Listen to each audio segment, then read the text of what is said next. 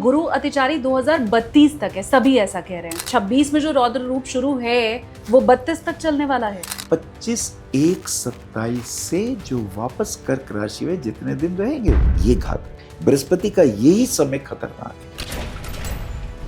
है। ये जो गुरु अतिचारी हुए ये महाभारत काल के बाद अब दृश्य दिखाई देगा, क्योंकि मैंने गुरुजी यही सुना है कि बृहस्पति तो अतिचारी हर 90 वर्ष में होते हैं, लेकिन आपने कहा ऐसा नहीं है, ये तो महाभारत काल के बाद अब दिखाई देगा। तो वो कौन सी ग्रह स्थिति बनी? जब ये ग्रहण पड़ा था, अभी चंद्र ग्रहण हुआ था, हाँ। उससे पहले सूर्य ग्रहण आया था। 15 दिन के अंतर पे ये दूसरा ग्रहण पड़ गया। जितने घंटे का ग्रहण हो उतने दिन, उतने हफ्ते, उतने महीने और उतने वर्ष। बहुत खतरनाक। ट्रम्प में तो मुझे सब दिखाई दे रहा है, काम, क्रोध, लोभ, अहंकार। ये जब अति हो जाती है तो नाश हो जाता है।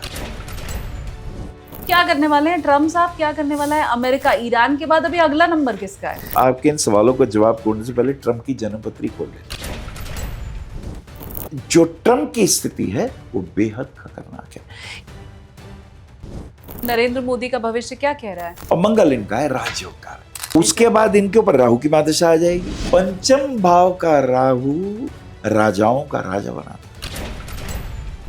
तो 29 में हो सकता है वापस हमें प्रधानमंत्री के तौर पर नरेंद्र मोदी दिखाई दें। चलिए मैं आज भविष्यवाणी कर देता हूँ कि 27 में उत्तर प्रदेश का चुनाव है, तो फिर क्या अगले मुख्यमंत्री उत्तर प्रदेश में भी योगी आदित्यनाथ बनेंगे? निसंदेह, बिना पत्री में झांके मैं कह देता हूँ, योगी राजा की तरह बैठता है साहब, शाही राजा।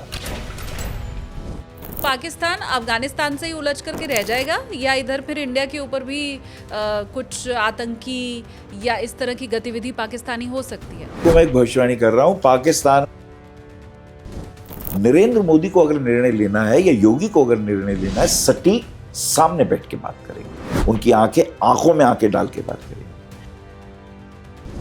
बिहारी दास ने लिखा था, स्वार्थ सुकृत न श्रम वृथा, देख विहंग विचार, बाज पर आए पानी पड़ी तू पंछी ना मार। ये जो नया संवत्सर रौद्र शुरू होने वाला है, ये क्या हमारी जेबों के ऊपर असर डालेगा? ये क्या नौकरियां लेकर के जाएगा? ये क्या व्यापार धंधे चौपट करेगा? ये क्या देश की अर्थव्यवस्था पर असर डालेगा? क्या स्त्रियों को भी रहना है सावधान। अब ये मेरा है, ये मेरे वाला ऐसा नहीं है, मेरा अब्दुल ऐसा नहीं है, आपको सावधानी बरतनी है। चंद्रमा और केतु पूर्व फाल्गुनी नक्षत्र में ग्रहण पड़ा है। मेष राशि वालों के ऊपर शनि की 7.5। मृगशिरा, आर्द्रा और पुनर्वसु 3 नक्षत्रों का प्रभाव है। जब हम मिथुन राशि की बात करें, मृगशिरा बोलते ही अगर गलत बोला तो वहीं पकड़ लेंगे। कर्क राशि में 2 महायोग आ रहे हैं। पहला योग है हर्ष योग, एक योग और मिला है विमल कीर्ति योग, और एक और योग आया राहु राजयोग दे रहा है। मकर राशि, भाई विमल कीर्ति योग है, कुल दीपक बनेंगे। ये इस वर्ष इनके लिए राजयोग, मान सम्मान, धन की प्राप्ति, और राहु इनको विशेष राजयोग राजनीति में दे रहा है। नमस्ते, प्रणाम, जय श्री कृष्ण, राधे राधे। आप देखना शुरू कर चुके चिंतामणि विद एसकेटी यानी कि मैं शालिनी कपूर तिवारी। सबसे पहले आप सभी को नव संवत्सर, जिसका नाम रौद्र है, उसकी ढेर सारी शुभकामनाएं। रौद्र संवत्सर सुनने में डरावना जरूर है, लेकिन ये आप सबके लिए कैसे खुशियां लेकर के आए, कैसे नई राह दिखाए, कैसे मंगलमय हो, बस इसी के लिए आज का पॉडकास्ट है। पॉडकास्ट में मेरे साथ जो मेहमान है वो बहुत खास है। पहले उनके साथ हमने पॉडकास्ट किया, आप लोगों ने बहुत पसंद किया। आज हम समझने वाले हैं कि ये जो नया संवत्सर शुरू हो रहा है, ये देश और विश्व के लिहाज से कैसा रहने वाला है। हम ये देख रहे हैं कि लगातार कटुता बढ़ती जा रही है विश्व में, लगातार देशों के बीच में मनमुटाव बढ़ता चला जा रहा है, लगातार एक देश का दूसरे देश के ऊपर आक्रमण हो रहा है। क्या ये आगे और बढ़ेगा? गुरु अतिचारी है, उसका प्रभाव क्या होगा और आपका जीवन कैसे कुशल मंगलमय बीते, इन सभी बातों को जाना है हमने पॉडकास्ट में, क्योंकि मेरे साथ हैं आज पॉडकास्ट में दैवज्ञ आचार्य अनिल वत्स जी। गुरुजी ज्योतिष की हर विधा में पारंगत हैं, आध्यात्म ज्योतिष के वो जानकार हैं, और हर बार जब मैं उनसे मिलती हूँ तो कुछ नया सीखने को मिलता है।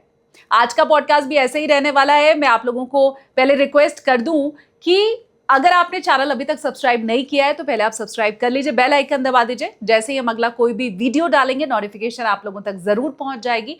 और चलिए अब स्वागत कर लेते हैं मिल करके दैवज्ञ आचार्य अनिल वत्स जी का। बहुत स्वागत है आपका। नमस्कार। हमने अंग्रेजी नववर्ष जब शुरू हुआ था गुरुजी, वो वाला आपके साथ जो पॉडकास्ट किया लोगों ने बहुत पसंद किया।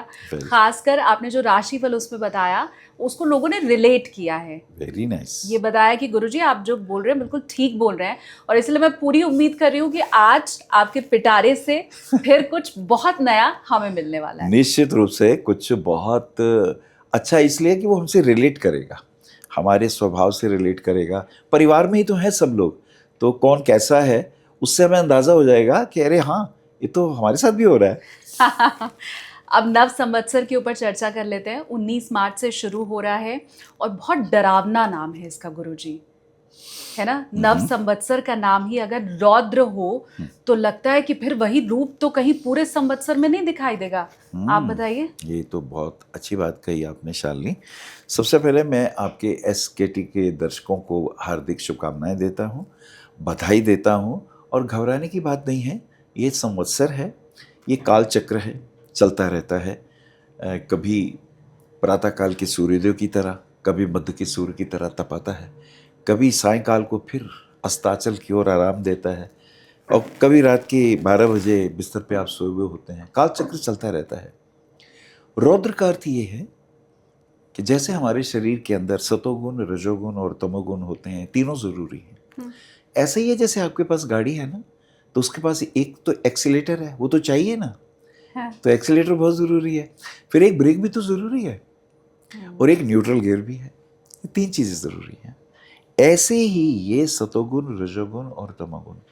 हाँ, रौद्र का अर्थ, हमारे एक देव हैं, एक आदर्श रुद्र, उसमें भगवान शिव जो है उनके 11 अवतार हुए। तो रौद्र का अर्थ यहाँ पर यह है कि इस वक्त हमारे अंदर धैर्य शक्ति बहुत कम हो जाएगी। हमारे अंदर इंसानियत, परोपकार, दया, करुणा, प्रेम, समर्पण, एक दूसरे के दर्द को समझना, ये कम हो जाएगा। और इसकी जगह काम, क्रोध, लोभ, मोह और अहंकार जब पराकाष्ठा पे होते हैं, इसे ही रौद्र कहते हैं। काम यद्यपि बहुत पूजनीय शब्द है। भगवान कृष्ण गीता में कहते हैं कि मैं अगर पर्वतों में हिमालय हूँ, मेरू हूँ, और नरों में अगर अर्जुन हूँ, तो शरीर में मैं काम का रूप हूँ। और काम की हम लोग अर्थ गलत लगा लेते हैं उसका। दरअसल हमारी जो इच्छाएं हैं, अब देश हित की जो इच्छाएं हैं, ये कामनाएं, काम यानी कामनाएं, जो देश हित में कामनाएं हैं, जो प्रजा हित में कामनाएं हैं, जो कल्याणकारी योजनाएं हैं, इसमें जो बाधा डालता है तो क्रोध आता है। काम के बाद काम, क्रोध। क्रोध कब? जब जो मेरी योजना थी, जो मैं काम कर रहा था, उसमें अवरोधक लोग आ गए, उसमें उन्होंने रुकावट डाली, तो मुझे क्रोध आया। अच्छा, लोभ क्या है? जो मैं काम कर रहा हूं, बार बार मैं ऐसा ही कुछ और करूं ना, तो ये लोभ है। अब ये लोभ बुरा नहीं है, अच्छे काम को निरंतर करना है। गुरुकुल बनाए, एक रिजल्ट अच्छे आए, दूसरा क्या? ये लोभ ही है। लोभ बढ़ता जा रहा है। मैंने एक स्कूल खोला, फिर दूसरा स्कूल खोला, मैंने यूनिवर्सिटी खोली, मैंने हॉस्पिटल खोले, परोपकार की योजनाएं बढ़ाई, ये मेरा लोभ बढ़ रहा है। लेकिन ये लोभ परहित है, कल्याणकारी है। मोह, अब मुझे इन कामों से मोह भी हो रहा है, नहीं मुझे ऐसे ही काम और करने हैं। अब इतना तक तो ठीक है। इसके बाद अगर अहंकार आ जाए, अहम श्रेष्ठ, मैं ही श्रेष्ठ हूं, बाकी सब निकृष्ट है। अब ये जो अहंकार है, जब ये काम, क्रोध, लोभ, मोह मैं अपने लिए सोचता हूं कि नहीं मेरा ही हित हो, दूसरे भाड़ में जाएं, मैं ही अमीर बनूं, मैं ही शासक बनूं। अब अमेरिका के शासक कहते हैं मैं ही श्रेष्ठ हूं। हाँ। अब यहां ये रौद्र रूप बनते जा रहा है।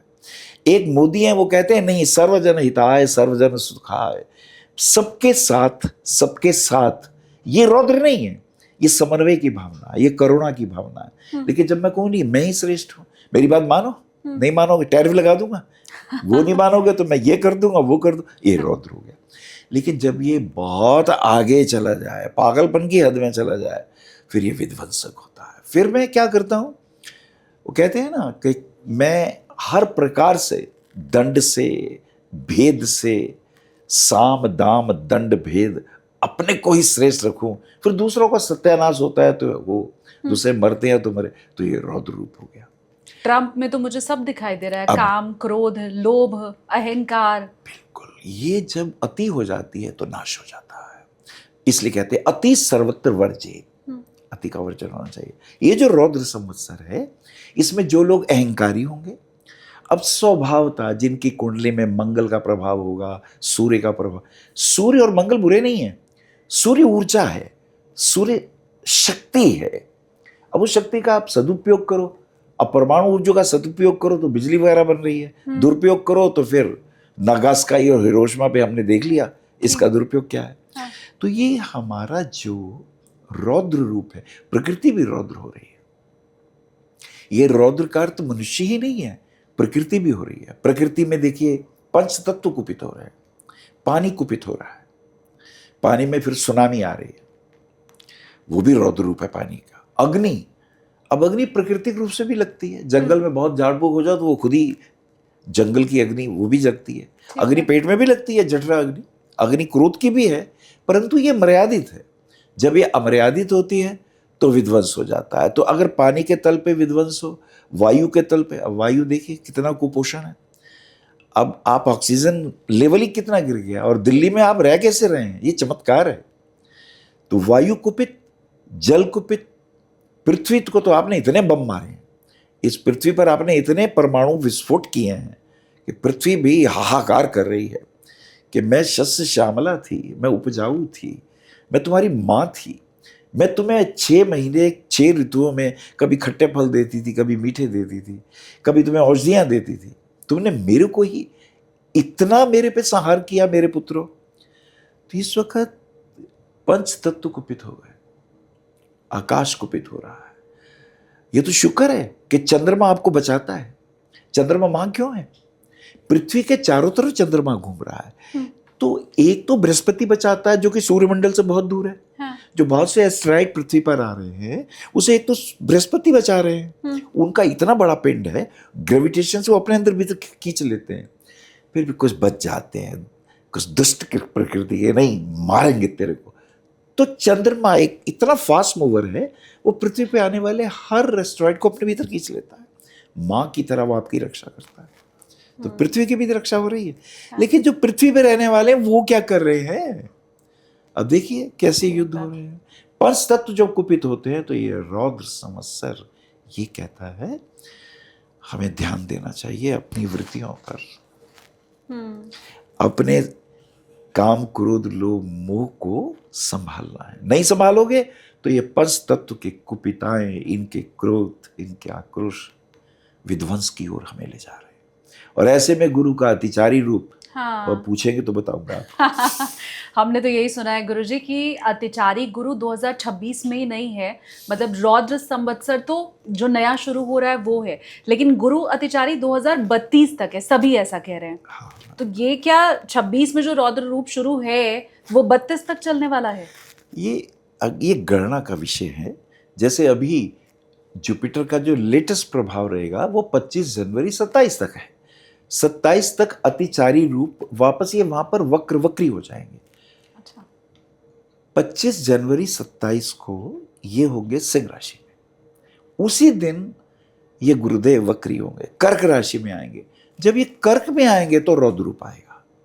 जब भी कोई ग्रह एक ही राशि में अतिचारी हो, अच्छा पहले अतिचारी समझ ले थोड़ा सा संक्षेप में। हाँ, क्या होता है अतिचारी? इसे ऐसे समझे जैसे एक व्यक्ति, आप पार्क में सवेरे घूमने गए, हाँ। तो आप नेचुरल चाल से चल रहे, तो ये आपकी स्वाभाविक गति है।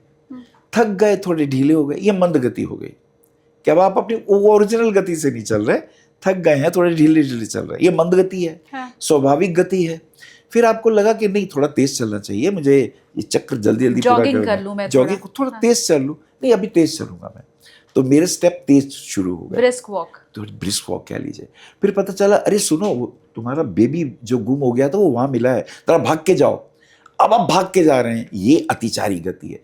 मैं अपनी स्वाभाविक गति से दुगनी तिगनी गति से जब दौड़ रहा हूं तो ये अतिचारी गति है। अच्छा यहां भी प्रॉब्लम नहीं है, थोड़ा मैं थकी तो रहा हूं, सांस ही तो फूल रही है, पर मैं अभी कोई मुझे नुकसान नहीं हो रहा। लेकिन अगर वहां जाने से पहले मुझे खबर मिले, सुनो वो बच्चा वहां नहीं है, वो वापस यहां आ गया है, अब आप पलट के जब पीछे आते हैं, ये घातक है। यानी सिंह राशि से जब बृहस्पति कर्क में वापस आएगा, इट इज डेंजरस, ये खतरनाक है। अतिचारी का ये रूप, यानी 25/1/27 से जो वापस कर्क राशि में जितने दिन रहेंगे, ये घातक है। बृहस्पति का यही समय खतरनाक है।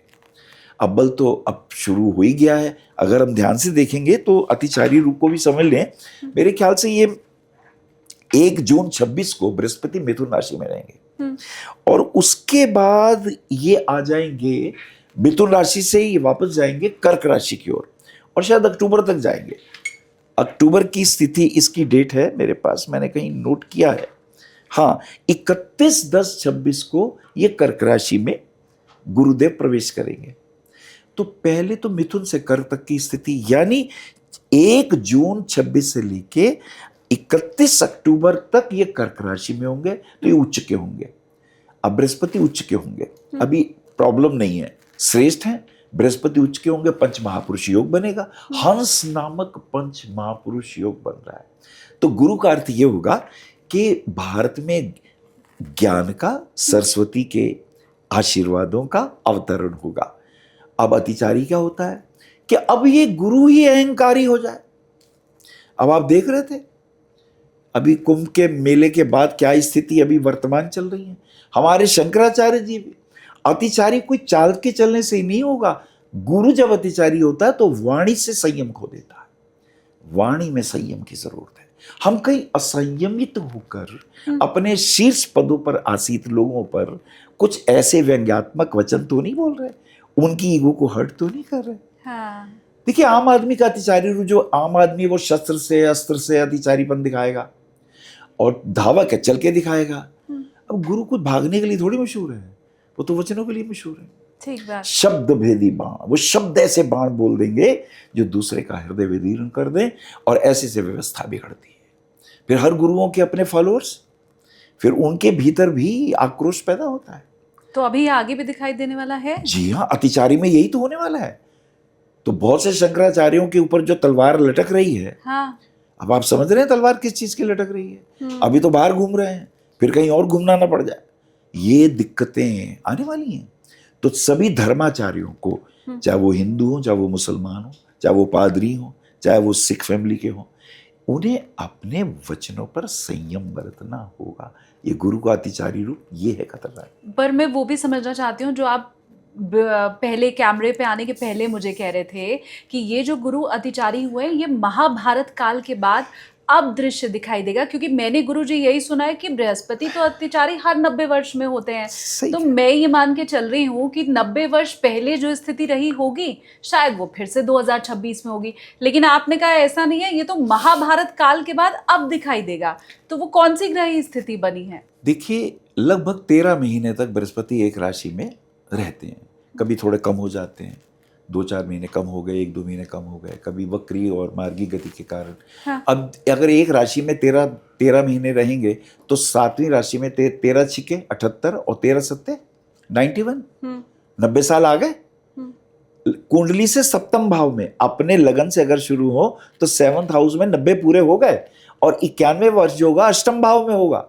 ये जो 8वें भाव के 13 वर्ष हैं, यही तो खतरनाक है। ये जो त्रिक भाव का अष्टम भाव है, हाँ। यहाँ के जो 90 साल के बाद के जो 10 साल हैं, ये खतरनाक हो जाते हैं। और वैसे भी अगर आप गणना देखें तो साधारण गणना करिए, लगन से शुरू होंगे और 12वें भाव तक ये इनके 12 वर्ष पूरे हो गए। इसलिए आप हमारे जमाने में जब वनवास दिया, 12 साल का वनवास चल रहा है, या एक बटुक को दिया गुरु ने कि हमने तुम्हें आज शिष्य बनाया है, जाओ भ्रमण करो, 12 साल के बाद हमारे पास आना।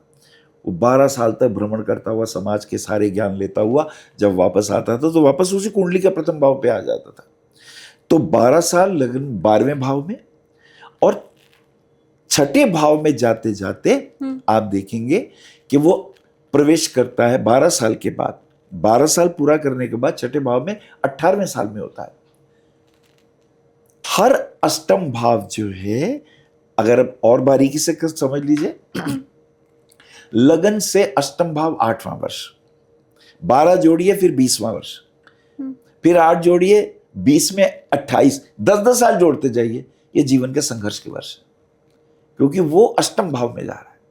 अष्टम भाव अचानक आया हुआ संकट, अष्टम भाव कष्टदायी स्थिति, मृत्यु का भाव। अष्टम भाव में बहुत कुछ है। अब यही बृहस्पति जब यहां आ जाएंगे, जो कि आयु के कारक हैं, जीवन के कारक हैं, यश के कारक हैं, अगर बृहस्पति लगन में हो तो आयु, ज्ञान, यश, कीर्ति, समृद्धि, उच्च पद, मान सम्मान, ये सब देंगे। पर ये भाई साहब अगर 8वें में आ गए तो यही चीजें छीन लेंगे। यही चीजों का आपको कष्ट भोगना पड़ेगा जब ये अष्टम में होंगे। तो जब जब बृहस्पति की अष्टम स्थिति हो, अब कुंडली में इसे 22वां दृष्टकान भी कहते हैं। दृष्टकान कुंडली का जो 22वां दृष्टकान है वो भी अष्टम भाव है। और अगर D9 में जाएंगे तो वो जो 64वां नवांश है वो भी अष्टम भाव है, वो भी अष्टम भाव है। एक राशि में 9 नवांश होते हैं, 7वें नवांश तक आते हुए 7 नीम 63, और अष्टम भाव में 64वां नवांश है। तो 63 से लेकर 9 तक यानी 72 नवांश तक की स्थिति जो है वो 8वें भाव में।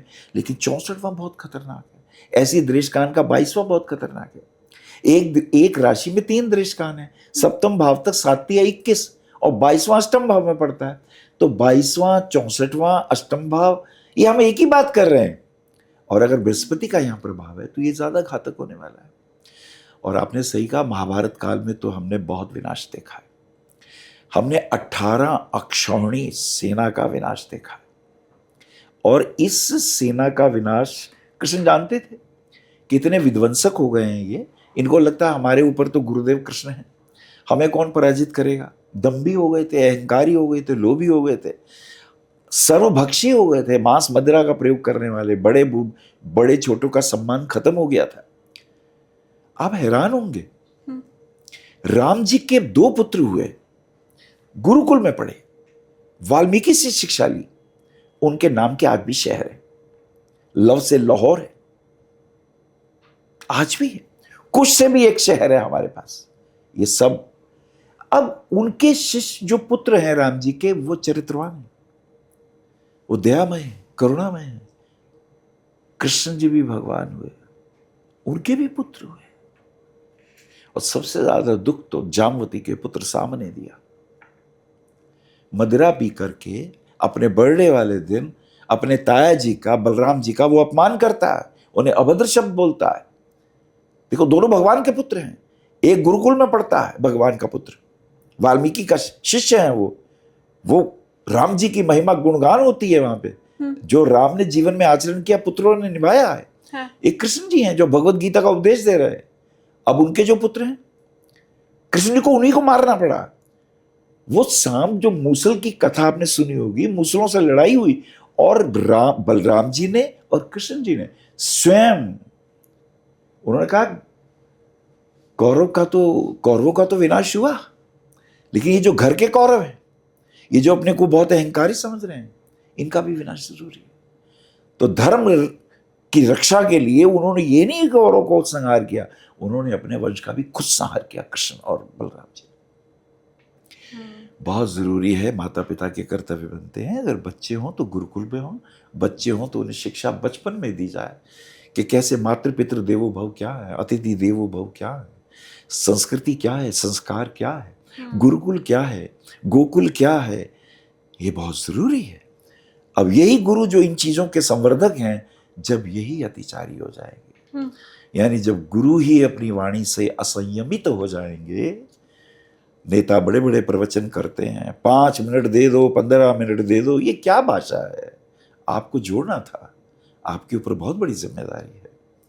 हम अपनी जिम्मेदारियों से अगर गुरुदेव वंचित होंगे, चाहे वो किसी भी कौम के हों, तो गुरु का ये अतिचारी रूप खतरनाक होगा मानव जाति के लिए। एक तो ये संहार होगा कि हम में क्रोध होगा, अहंकार होगा, घृणा होगी, नफरत होगी, और एक फिर आपको पता है तोप के गोले जो बरसेंगे, वो जो संहार करेंगे। अब तो वो हो ही चुका है। ठीक बात, आप पूछेंगे तो वो भी बताऊंगा। उस संहार के बारे में भी समझना चाहती हूँ। अमेरिका अभी आगे क्या करेगा वो भी समझना चाहते हैं, क्योंकि खामनेई की मृत्यु के बाद अब ईरान में नया लीडर कौन आता है वो भविष्य जरूर बताएगा, पर ऐसा नहीं है कि एक ईरान के ऊपर ही कुपित दृष्टि अमेरिका की है।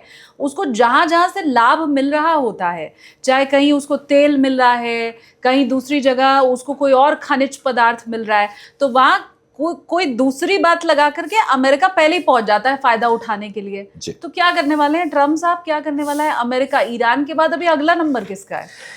मैं ऐसा सोचता हूं, आपके इन सवालों का जवाब खोजने से पहले ट्रम्प की जन्मपत्री खोल लेते हैं। हाँ। और निर्णय तो भाई साहब नहीं करना है। देखिए अमेरिका की 3 साल बचे हैं गुरुजी अभी ट्रम्प के। ओह माय गॉड, ये 3 साल क्या क्या होने वाले हैं। जनवरी 2029 तक, अभी तो वो हाँ ही है अपने पद पे, तो 3 साल में तो लग रहा है कि एकदम नक्शा ही बदल देंगे। नहीं, उनके ऊपर जो ग्रह दशा अगर हम देखें, देखिए भाई साहब का ज्येष्ठा नक्षत्र में जन्म हुआ है। और जो ज्येष्ठा नक्षत्र है, मैंने अब इसका जो स्वामी है ज्येष्ठा का, वो तो बुध है, नक्षत्र अधिपति जो है इसके। 14 जून 1946 की मेरे पास डेट है। मुझे नहीं पता ये कितनी सही है गलत है। 10/54 का इनका जन्म आ रहा है और 10/54 दोपहर का है। सूर्य इनका बड़ा बलवान हो गया, यानी दोपहर की ओर, मध्य की ओर बढ़ता हुआ सूर्य बड़ा प्रतापी होता है। उसे से लगता है मैं boss, I am the boss. बाकी सब प्रजा है बेचारी, ये छोटे मोटे लोग हैं, कीड़े मकोड़े ऐसा। और फिर जब उसके साथ राहु बैठ जाए, प्रचंड भैरव, अब ये रौद्र संवत्सर का प्रभाव उन भाई साहब पे सबसे अधिक है। इनका सिंह लगन है, ये देखिए लगन ही सिंह है। वो तो अपने आप को बॉस मान के ही चलेगा। ये तो जब कुश्तियां भी करते थे तब भी पहलवानी ऐसी करते थे। सिंह लगन और लग्नेश 10th हाउस में राहु के साथ, यानी करेला और नीम चढ़ा। अब ये जो सूर्य है उनके साथ राहु है। राहु क्या करता है? अतीत, पिछला दरवाजा विंडो खोलता है। तुझे पता है पीछे क्या क्या किया, कि किसने तेरे साथ क्या क्या किया था? या तो याद दिलाऊं मैं उसे, उसने तेरे साथ ये किया था, देखूंगा मैं, वक्त आने दो मेरा। ऐसी मनोवृत्ति से भाई साहब बैठे। अब इनके लगन में मंगल है। मंगल क्या है? इनका राजयोग कारक है। Having the lordship of 9th house and the 4th house. 4th house जनता का है। जनता ने, प्रतिनिधियों ने इन्हें वोट देके बिठा दिया। लगन में मंगल बैठ गए। यानी इनके संरक्षक जो हैं वो सेनापति हैं, जिनके हाथ में तलवार है नंगी, म्यान में नहीं है, बाहर निकली हुई है। अब आज की तलवारें तो रॉकेट हैं, आज की तलवार तो आपको पता ही है, वो बमवर्षक विमान है, मिसाइल्स हैं, तो वो ड्रोन्स हैं, वो तो इनके लगन में बैठे हैं। अब इसके साथ क्या स्थिति है? जो चंद्रमा है इसका, ये लीजिए, चंद्रमा भाई साहब वृश्चिक राशि में, नीच का चंद्रमा, और केतु साथ में। ये गलतफहमी कि मैं ही पैगंबर हूं, मैं ही भगवान हूं, मुझे दे दो भैया, मुझे अवार्ड दे दो, मुझे सबसे बड़ा अवार्ड मुझे दे दो। पहली बार किसी ने ये कहा होगा राष्ट्रपति ने कि मुझे नोबेल पुरस्कार चाहिए। वो अपने आप को नोबेल मानता है। चंद्रमा जब वृश्चिक राशि में होता है तो ये समझिए चंद्रमा यह नीच का है। नीच का अर्थ क्या है? नीच का सिर्फ इतना ही अर्थ है कि मैं, ये सीढ़ियाँ हैं, मैं यहाँ खड़ा हूँ, मुझे वहाँ जाना है। अब ये यहाँ से वहाँ तो पहुँच गए, वहाँ पहुँच के अब इनको ये बहुत बड़ी गलतफहमी हो रही है कि चंद्रमा के साथ केतु, के मैं ही सर्वाइवर हूँ, मैं ही सबका कल्याणकारी पैगंबर हूँ, भगवान हूँ, ईश्वर हूँ। अब ये तो नेता हैं, ये तो अपने आप को नेता मानेंगे। यानी जिसका सूर्य नीच का चंद्रमा के साथ हो, यही महाजिद्दी, महाक्रोधी, कभी ना पीछे हटने वाला, जिद में अपना नुकसान करा देने वाला, उस पेड़ की डाली पे बैठेंगे जो कट रही है, इन्हें पता मैं गिरने वाला हूँ, पर इन्हें लगता है नहीं, मैं तो जिम एक्सपर्ट हूँ, मैं तो यूं कलावा दिखा के अपने आप को बचा लूंगा। ऐसी मनोवृत्ति। और जिसका सूर्य राहु के साथ हो और जिसका ये तो मानने वाले हैं। अब इन्हें कौन मनवाएगा? इन्हें कालचक्र मनवाएगा, दशाएं महादशाएं मनवाएंगी। अब स्थिति ये है कि जो, ये तो इनकी जन्म कुंडली आ गई मेरे सामने। जब ये ग्रहण पड़ा था, अभी चंद्र ग्रहण हुआ था, उससे पहले सूर्य ग्रहण आया था। 15 दिन के अंतर पे ये दूसरा ग्रहण पड़ गया। अब ये ग्रहण 3:20 से लेके 6:48 तक चंद्रमा का चंद्र ग्रहण अभी हम लोग देखने वाले हैं, कल देखने वाले हैं ये। जितने घंटे का ग्रहण हो, उतने दिन, उतने हफ्ते, उतने महीने और उतने वर्ष बहुत खतरनाक होते हैं। सच में? हमेशा? शास्त्र, अच्छा, ये शास्त्र बात है। तो इसमें क्या क्या हो जाता है? अब चूंकि चंद्र ग्रहण पड़ा है तो जल तत्व, चंद्रमा जल तत्व का स्वामी है, तो सुनामी आना, मौसम का बिगड़ जाना, जल तत्व का कुपित होना, कोई वायरस जल से ना आ जाना। अभी आपने देखा भी होगा, कोई महाराज जल में ही जहर खोलने वाले थे, वो पकड़े गए हरियाणा में। जल तत्व को कुपित दूषित करने की प्रक्रियाएं होने लगती हैं। हाँ। क्योंकि ये चंद्रमा सिंह राशि में है, तो अब अग्नि के माध्यम से, अब मिसाइलों के माध्यम से ये आने वाला समय, देखिए हवाई जहाज के पॉइंट ऑफ व्यू से जबरदस्त लैंडिंग होंगी, उनमें कोई ना कोई तकलीफें आ सकती हैं। रेलगाड़ी की दुर्घटनाएं पे हमें ध्यान देना है। बमों से जो नुकसान होगा वो तो अलग है, टारगेट जनता बनने वाली है।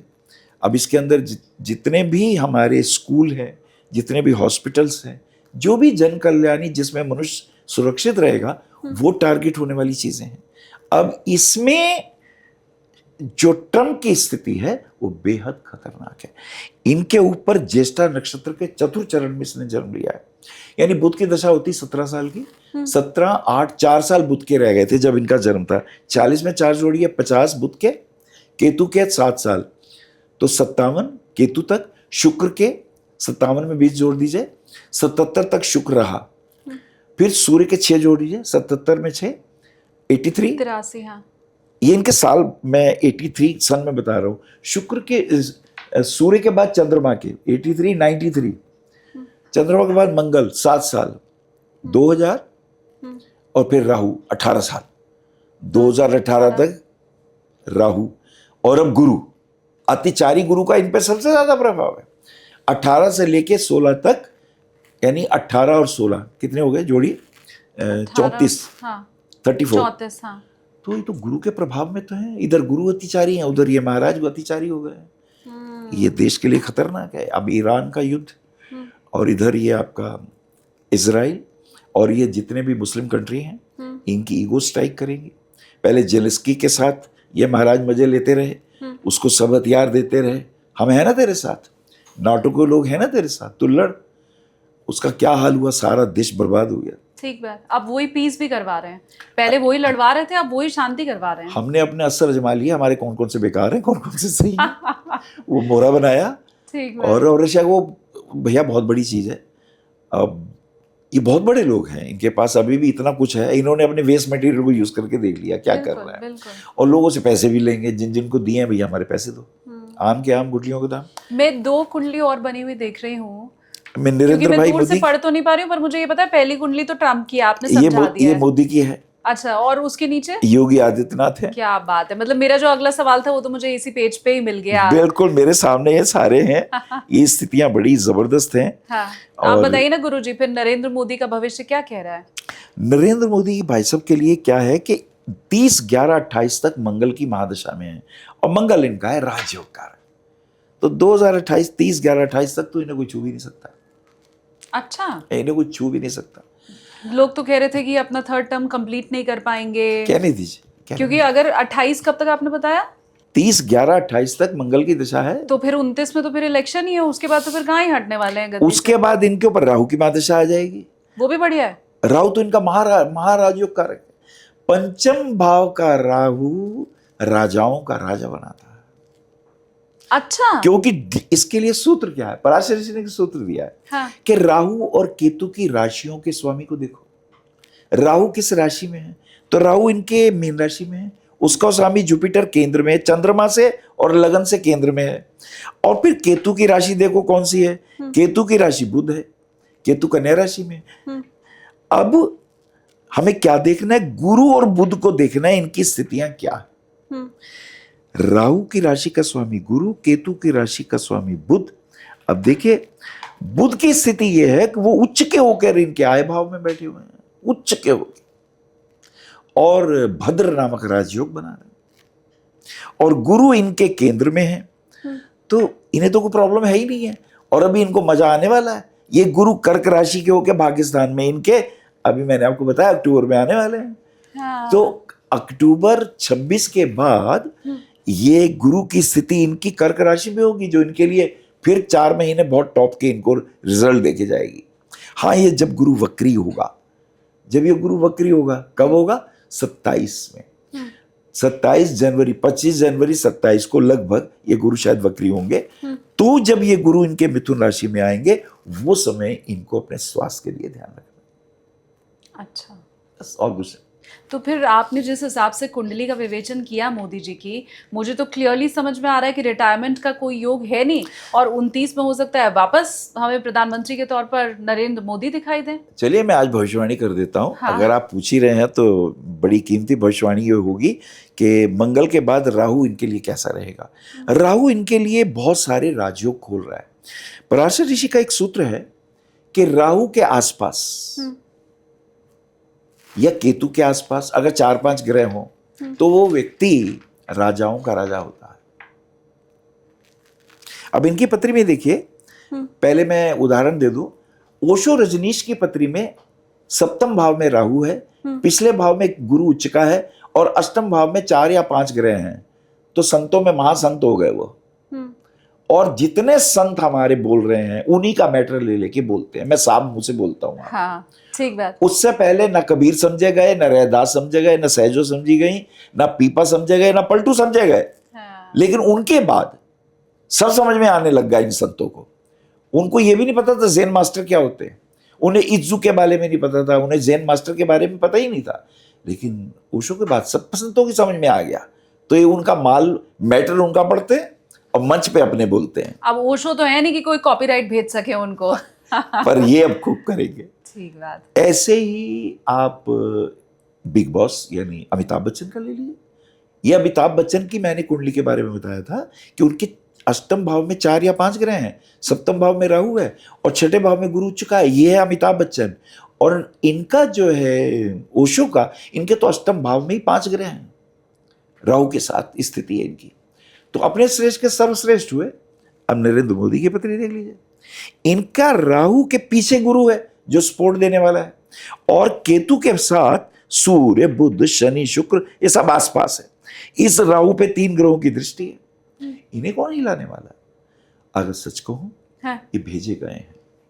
इनके ऊपर ऋषि मुनियों की दृष्टियां हैं, हिमालय के रहने वाले योगियों का इनके ऊपर आशीर्वाद है। ये एक नहीं है, ये हाँ। एक के साथ इनके पीछे बहुत सी दिव्य चेतनाओं के आशीर्वाद है। तो फिर तो अगली कुंडली जो योगी आदित्यनाथ की है, वो अमूमन में सवाल यही पूछ लेती हूँ जब कोई कहता है कि नरेंद्र मोदी तो अब आगे प्रधानमंत्री नहीं बनने वाले हैं या रिटायरमेंट का योग है, तो फिर अगला सवाल मेरा यही होता है कि तो क्या प्रधानमंत्री योगी आदित्यनाथ बनेंगे? अब क्योंकि ये तो सवाल टल गया मेरा, तो फिर अब मैं सीधे सीधे पूछ लेती हूँ कि 27 में उत्तर प्रदेश का चुनाव है, तो फिर क्या अगले मुख्यमंत्री उत्तर प्रदेश में भी योगी आदित्यनाथ बनेंगे? निसंदेह बिना पत्री में झांके मैं कह देता हूं, योगी की कमाई क्या है? योगी ने जनमानस के हृदय में शासन किया है। वो जाति नहीं देखता, वो ऊंच नीच नहीं देखता, वो देखता है जो तरीके से चल रहे हैं मैं उनके साथ हूं। तो योगी जी जो हैं हृदय सम्राट हैं लोगों के, उत्तर प्रदेश के ही नहीं पूरे विश्व के। मोदी जी के बाद जिन्होंने स्थान ग्रहण किया है वो योगी जी हैं। और योगी जी इस बात के लिए भी जाने जाते हैं, एक्शन तुरंत लेते हैं। वो न्याय ही क्या जो आपको वर्षों बाद मिला हो। कहते हैं ना कि देरी से मिला न्याय भी अन्याय है। ठीक बात। ये सिद्धांत पे लागू करते हैं कि नहीं भैया अभी क्या अभी भुगत। तो योगी की ये चीज लोगों को बहुत पसंद आती है, वो चाहे वो कोई भी हो। वो अपनी जनता को अपनी प्रजा मानते हैं। उनसे एक सवाल किया गया कि आपकी बहन ढोकले खा रही है, आप उसको कुछ करते क्यों नहीं? बोले मेरी तो बहुत सारी बहनें हैं, उत्तर प्रदेश की जितनी बहनें मेरी हैं उनमें एक वो भी है, तो मुझे सबका करना है। It is amazing answer. पर मैं ये पूछना चाहती हूँ कि क्योंकि अखिलेश यादव की कुंडली तो मुझे दिख नहीं रही है कहीं पे, और योगी लोगों की कुंडलियां बनानी। नहीं, मैं समझना ये चाहती हूँ कि क्योंकि योगी आदित्यनाथ गुण में आपको बहुत अच्छे मालूम पड़ रहे हैं, तो कहीं ऐसा तो नहीं कि ये बायस्ड हो के आपकी भविष्यवाणी हो और अखिलेश यादव की कुंडली आपने ना देखी हो? अब ये फंसाने वाला सवाल मैं पूछ रही हूँ आपसे। देखिए मुझे ज़्यादा देर तो नहीं लगेगी, मैं जल ग्रहण करके उसकी भी कुंडली निकाल सकता हूँ। लेकिन योगी जी की पत्री के बारे में एक बात कहना चाहूंगा। इनकी कुंभ राशि है। कुंभ राशि का अर्थ होता है कुंभ, एक मटका। अब खाली भी हो तो दूसरे लोगों को लगेगा इसमें पानी तो होगा पीने को। ठीक बात। धोखा नहीं होता। इनकी कुंभ राशि है और इनकी जो पत्री है सिंह लगन की है। राजा की तरह बैठता है साथ में, शाही राजा। सिंह लगन, सूर्य का लगन। सूर्य राजा है, सूर्य पालता है, सूर्य पिता है, सूर्य आत्मा है, सूर्य आपके शरीर के अंदर बहता हुआ तेज है जो आपको जीवन देता है, ऑक्सीजन है। ये ऑक्सीजन है अपने प्रांत के लिए। किसी भी विषय में जब आपको कष्ट होगा तो ये ऑक्सीजन है, हर विषय पे ये काम आने वाले हैं। ये इनके लिए बहुत बड़ी भविष्यवाणी करी मैंने आपको। 2 लोगों को मैं चाहती हूँ कि वो कमेंट सेक्शन में पहले हाजिरी लगाएं। पहले तो योगी आदित्यनाथ को जो ऑक्सीजन मानते हैं उत्तर प्रदेश का, वो मुझे कमेंट करके बताओ। और दूसरा, जो भी सिंह लग्न वाले हैं, क्योंकि हमने ट्रम्प की कुंडली की चर्चा की गुरुजी, वो भी सिंह लग्न वाले हैं, उनका रौद्र अवतार दिखाई दे रहा है। योगी आदित्यनाथ सिंह लग्न वाले हैं, और कैसे सिंह लग्न वालों का जो स्वभाव है वो ही राजा की तरह होता है, गुरुजी ने बताया हमें। तो जो सिंह लग्न वाले हैं, आपको मालूम है आपकी लग्न, तो प्लीज वो भी आप कमेंट्स करके मुझे बताइए, और ये बताइए कि हाँ भाई हमारा भी स्वभाव राजा जैसा ही है। अपने परिवार में तो कम से कम हम वैसी ठसक के साथ रहते हैं। नहीं, ये हमारा स्वभाव है। अब ऑफिस में भी बैठते हैं, चमचागिरी हमें पसंद नहीं है, हाँ। बेकार की चाटुकारिता हम कर नहीं सकते, हम जॉब छोड़ देंगे। स्वाभिमान मेरा सर्वोपरि है।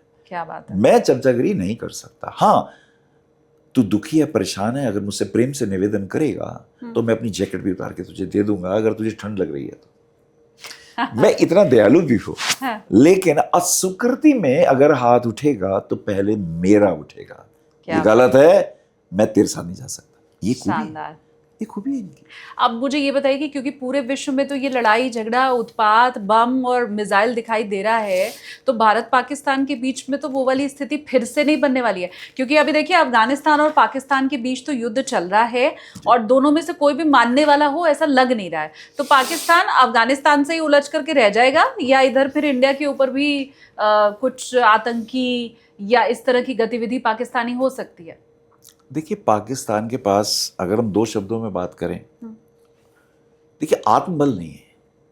जब आप ईमानदार होते हैं ना, जब आप कुछ अच्छा काम करते हैं, आपकी आत्मा के पास एक बल होता है। आप एक निर्णय लेते हैं, सटीक निर्णय लेते हैं। आप महत्वपूर्ण हैं निर्णय लेने के लिए। जैसे कुंडली में अगर लगन स्वराशि का है तो आप बहुत अच्छे हैं, उच्च का है बहुत अच्छों से अच्छे हैं, विपरीत परिस्थितियों में भी घबराने वाले नहीं हैं।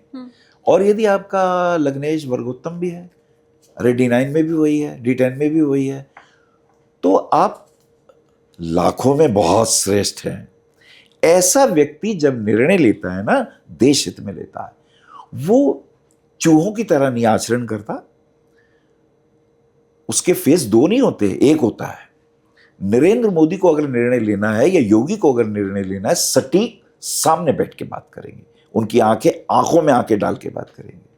लेकिन यदि मैं लंपट हूं, चोर हूं, झूठा हूं, मक्कार हूं, कहता कुछ हूं, करता कुछ हूं, जनता के आगे कुछ हूं, मेरे इतने फेसेस हैं, सो मेनी फेसेस। पर्सनैलिटी शब्द आए, ये जो पर्सनैलिटी शब्द है ये पर्सोना से आया है।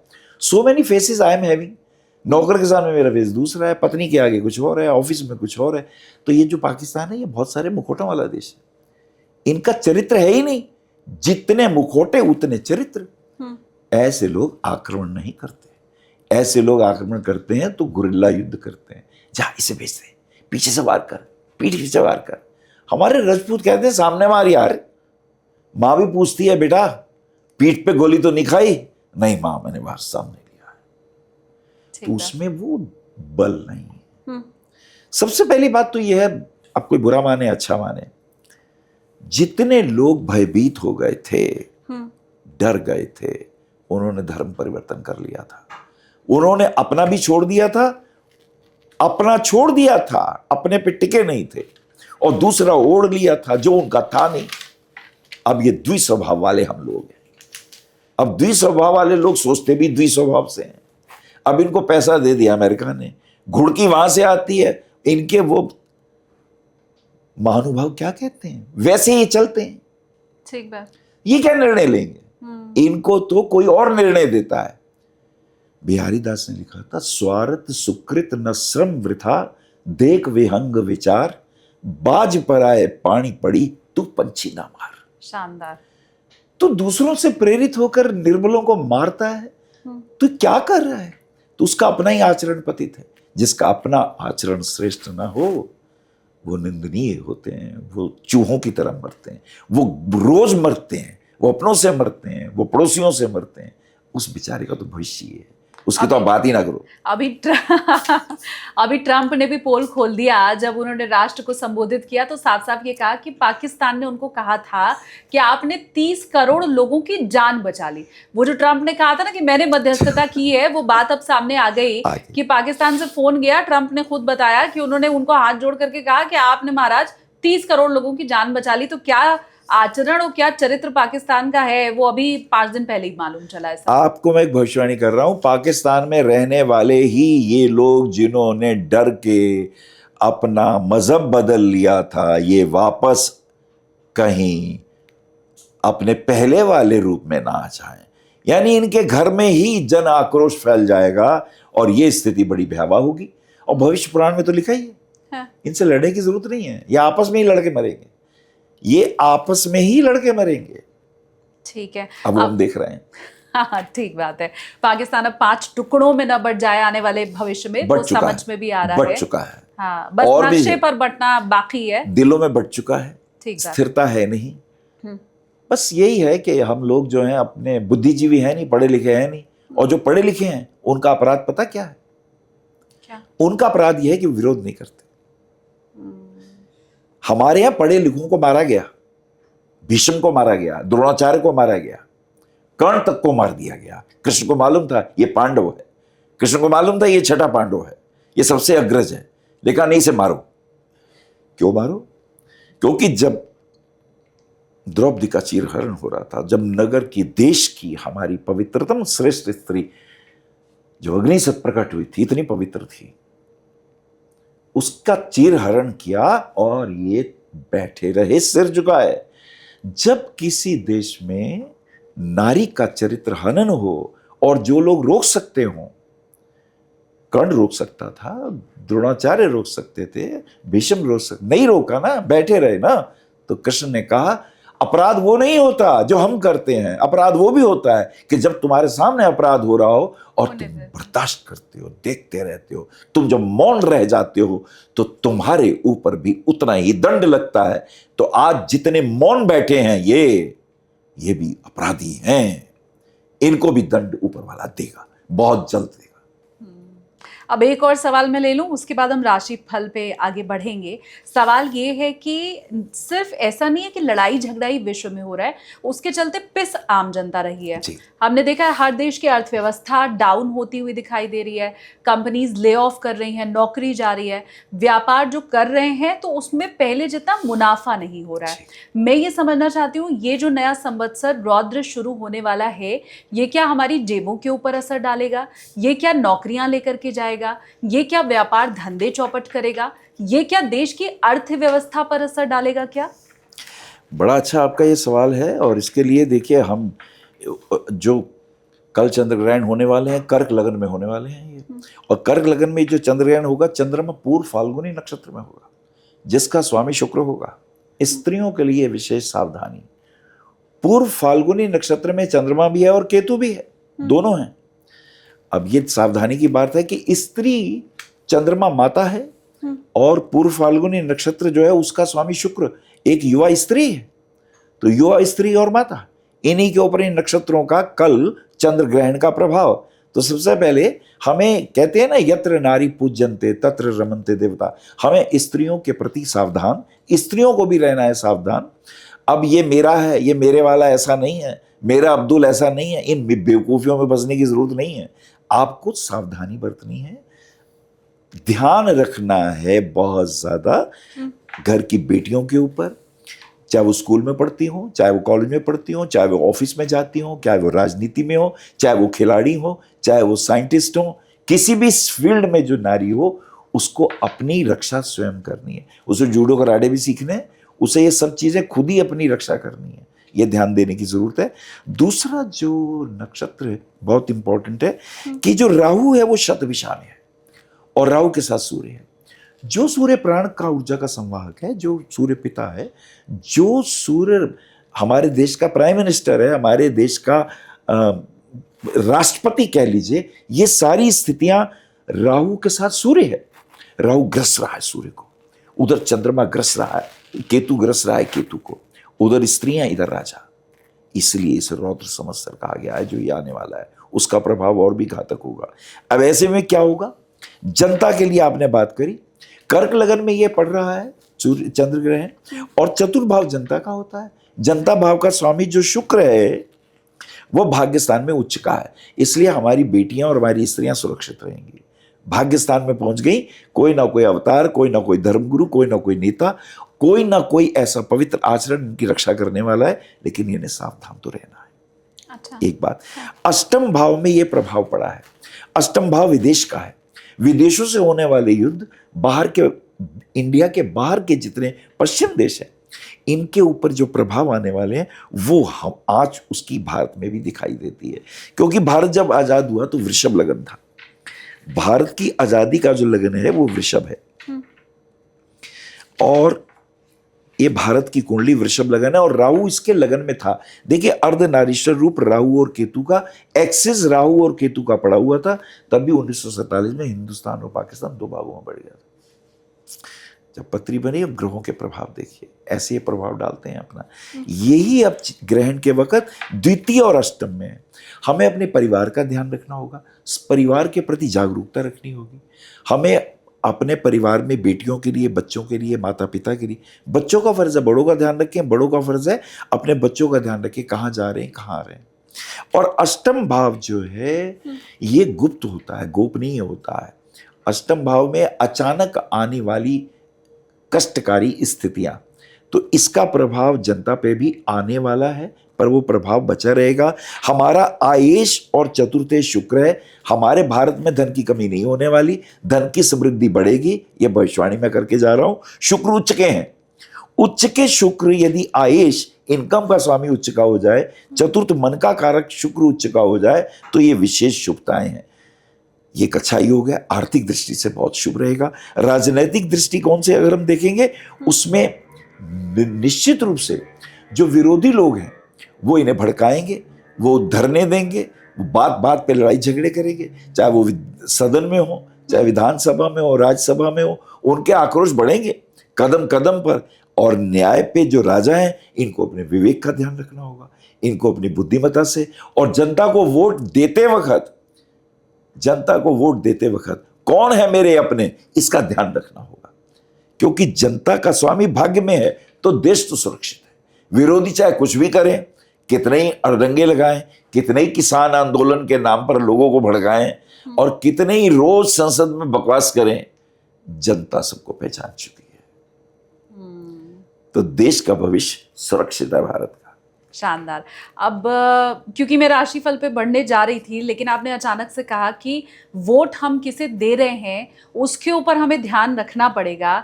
तो अभी जो सबसे नज़दीक चुनाव है वो तो असम है, तमिलनाडु है, हाँ। लेकिन मैं जिसके ऊपर चर्चा करना चाहती हूँ वो बंगाल है। ठीक है, बहुत बहुत कीमती बात कही आपने। हाँ। ममता बनर्जी, हाँ। जय हो देवी।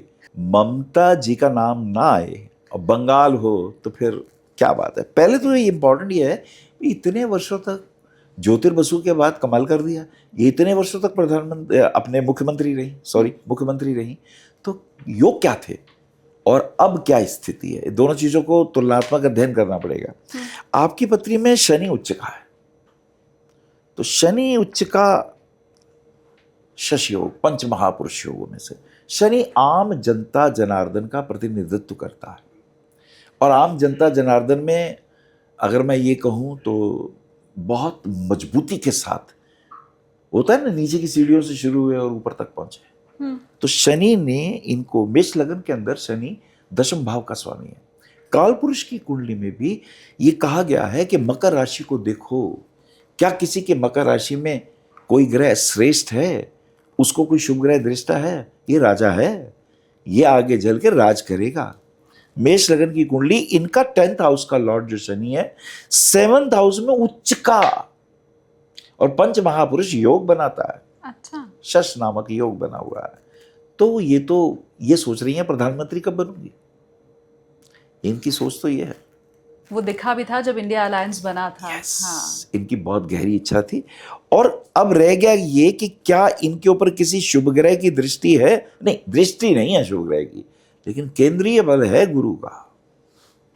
अब वो जो गुरु का केंद्रीय बल है वो अति अत्याचारी हो रहे हैं, तो मैंने क्या कहा, वाणी पे संयम रखो, जिसको ऊपर जाना है, गुरु तुल्य आचरण करना है। अब ये गुरु तो नहीं है, पर मुख्यमंत्री के रूप में अपनी श्रेष्ठ पद पे तो है, और ऐ हिरी कली चामुंडाए विचे भी बोलती है, और ला इलाहा इल्लल्लाह मोहम्मद रसूलुल्लाह वे भी बोलती है। हाँ। तो वह धर्म आचरण भी दिखाती है जनता में कि देखो मैं तुम्हारे लिए श्रेष्ठ हूं। अब ये गुरु अतिचारी हो रहा है, क्या प्रभाव होगा? अब ये देखने को मिल रहा है कि इनका गुरु भी उच्च का है, हंस नामक योग बना हुआ है, जनता में बहुत अधिक वोटों से जीत के आए, पर क्या इनका गुरु मेष लगन में भाग्य का स्वामी है और व्यय का भी स्वामी है। भाग्य स्थान पर राहु बुध और सूर्य हैं। अब ये जो चंद्र ग्रहण पड़ा है ना, इसमें राहु और सूर्य शतभिषा नक्षत्र में थे। अब इनके ऊपर सबसे अधिक प्रभाव है। सूर्य जो है राजा है, जब राहु का प्रभाव आता तो राहु ग्रस्त लेता है, सूर्य छुप गया, सूरज ये छुप गया, ग्रहण का प्रभाव छुप गया, अस्ताचल की ओर है। इस चंद्र ग्रहण का प्रभाव इनके ऊपर ये आया। इनका अपना भी जब जन्म हुआ था तो सूर्य के साथ राहु था। अच्छा, राहु क्या करता है? दूसरी जाति के लोग, दूसरी जाति, विदेशी जातियां। अब भारत की तो देखो जो संस्कृति है भारत की, जो वो तो एक अलग है, उसके अलावा जो दूसरी जातियां हैं उनके प्रभाव से, उनके चुनाव से, उनके संयोजन से, अब बंगाल में सब मुस्लिमों को वोट लिया इन्होंने। इसको हम उन लोगों से भी जोड़ रहे हैं। राहु, प्रशासनिक राहु के द्वारा प्रभावित जो जनजातियां हैं, राहु ने इन्हें समर्थन दिया। लेकिन अब ये सूर्य शतभिषा नक्षत्र में, राहु भी शतभिषा में, अब ये सूर्य गिर गया। अब ये जो द्रोणाचार्य ने चक्रव्यूह बनाया था, ये अभिमन्यु गिर गया बीच में। अब आगे से भी और पीछे से भी, ये वार वो वार, बुरा हाल है, समय ठीक नहीं है। तो अस्तांचल की तरफ है, आपने अभी कहा। वजह एक और भी है, शनि की महादशा चल रही है। शनि इनका राजयोग कारक है, लेकिन 11वें भाव का स्वामी भी है। ये त्रिखड़ाए का सर्वश्रेष्ठ भाव भी है। ये शनि जो है, यद्यपि इन्होंने इनको बहुत राजयोग दिए, केंद्र में आके राजयोग दिए, इसमें कोई शक नहीं है, लेकिन अब गुरु की अंतर्दशा है, वो अतिचारी है। वाणी पे संयम नहीं रखा, जनता के प्रति आक्रोश बढ़ गया, कपट आचरण, दिखें कुछ करें कुछ, और फिर अपने स्वार्थ के लिए दूसरे का कितना ही नुकसान कर दें। ये प्रभाव जनता ने देख लिया। अब गुरु शनि की महादशा में, गुरु का अंतर्दशा 27 तक है, और इस शनि के बाद इनके ऊपर बुध की दशा शुरू होगी, जो बहुत घातक है। 27 के बाद इनके ऊपर बुध की दशा है। बुध इनका तृतीयेश और षष्ठेश है। तीसरा भाव जो होता है वो त्रिखड़ाए और उपचय का श्रेष्ठ भाव है, और छठा भाव जो है वो त्रिक भाव है। इनका स्वामी बुध राहु के साथ भाग्य स्थान में है। ये स्थिति इनके अनुकूल नहीं है। आने वाला समय इनके लिए श्रेष्ठ नहीं है। इनका युग गया, इनका सूरज डूबा। साफ संकेत है कि जो चुनाव आने वाले हैं वो बड़ा मुश्किल है। इधर चंद्र ग्रहण के प्रभाव से मैंने बता दिया, इधर जन्मपत्री के प्रभाव से बता दिया। अब बंगाल के लोग खुश होते हैं या नहीं, वो मुझे कमेंट करके बताएंगे। बंगाल के लोगों को सोचना है वोट किसे देना है। वहीं से तो ये सवाल ही उपजा था। आपने ये बात कही और उसके बाद मैंने ये सवाल पूछा आपसे। मैंने उसी वक्त पत्री बनाई, उसी वक्त दशाएं अंतर्दशाएं निकाल दी। ठीक बात। अब गुरुजी आगे चलते हैं, और लोग क्योंकि इंतजार कर रहे होंगे कि आप उनका भविष्यफल कब बताएं, क्योंकि बाकी लोगों से अलग आप बताते हैं भविष्यफल। अब आप ही के जवाब से मैं भविष्यफल वाला सवाल भी पूछने जा रही हूँ। आपने ये बताया कि जब भी कोई ग्रहण पड़ता है तो उसका प्रभाव उतने घंटे, उतने दिन, उतने सप्ताह, उतने महीने तक रहता है। वर्ष तक भी। हाँ, 3.5 वर्ष तक। अब ये 26 में पड़ा है तो 3.5, 29, 30 तक की भविष्यवाणी नोट कर लीजिए। बहुत ध्यान देने की जरूरत है। अब जितने भी देशद्रोही हैं, जितने भी संविधान विरोधी हैं, जितने भी कपटाचारी हैं, धूर्ताचारी हैं, जितने भी वाणी पे कुछ, पीछे कुछ, आगे कुछ, जितने भी गुरुदेव जिनको वाणी पे संयम नहीं है, बुरा हाल होने वाला है। अब हमारा तो बुरा हाल नहीं होने वाला है, यही पूछने की बारी आ गई है। तो मेष राशि के साथ मैं शुरुआत करती हूँ। जी। पिछले पॉडकास्ट में भी मैंने आपसे ये पूछा था कि जब मैंने चेक किया तो ये पाया कि 4 ग्रहण 2020 में लगा था और उस समय हमने देखा कि कैसे पेंडेमिक आया। तो अब 6 वर्ष के बाद वापस वो संयोग बन रहा है, तो उसका क्या असर रहने वाला है ये भी, और 2 ग्रहण जो हम देख चुके हैं, एक सूर्य ग्रहण और एक चंद्र ग्रहण, अब उसके लिहाज से फिर अगला पूरा साल हमारा कैसा बीतने वाला है, वो मेष राशि के साथ आप शुरुआत कीजिए फिर। चलिए मैं आपकी बातों को ले लेता हूं। हाँ। तो एक चीज तो क्लियर हो गई कि सूर्य ग्रहण के बाद ये चंद्र ग्रहण आया, तो ये चंद्र ग्रहण का प्रभाव 3:20 से लेकर 6:48 तक, तो लगभग 3-3.5 घंटे मोटे मोटे समझ लें, 3.5 दिन।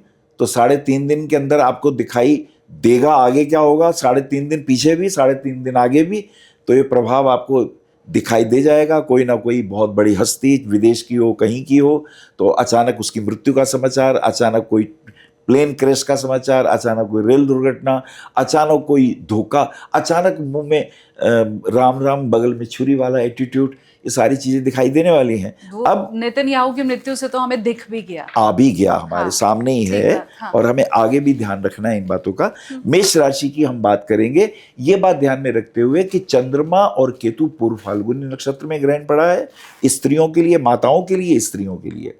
अब ये पशु पक्षी भी हैं, ध्यान रखें, माताएं उनकी भी हैं, हमारे पशुधन भी है, हमारी स्त्री धन भी है, हमारे पेड़ पौधे भी हैं। हर जगह ये हमेशा ध्यान रखना चाहिए कि पुरुष और प्रकृति का जो रूप है ये महत्वपूर्ण है, इसको नष्ट नहीं होना चाहिए, इसकी सुरक्षा का भार हमें रखना चाहिए। कोई पुरुष और स्त्री नहीं है, प्रकृति भी और पुरुष भी, इसका भी हमें ध्यान रखना है।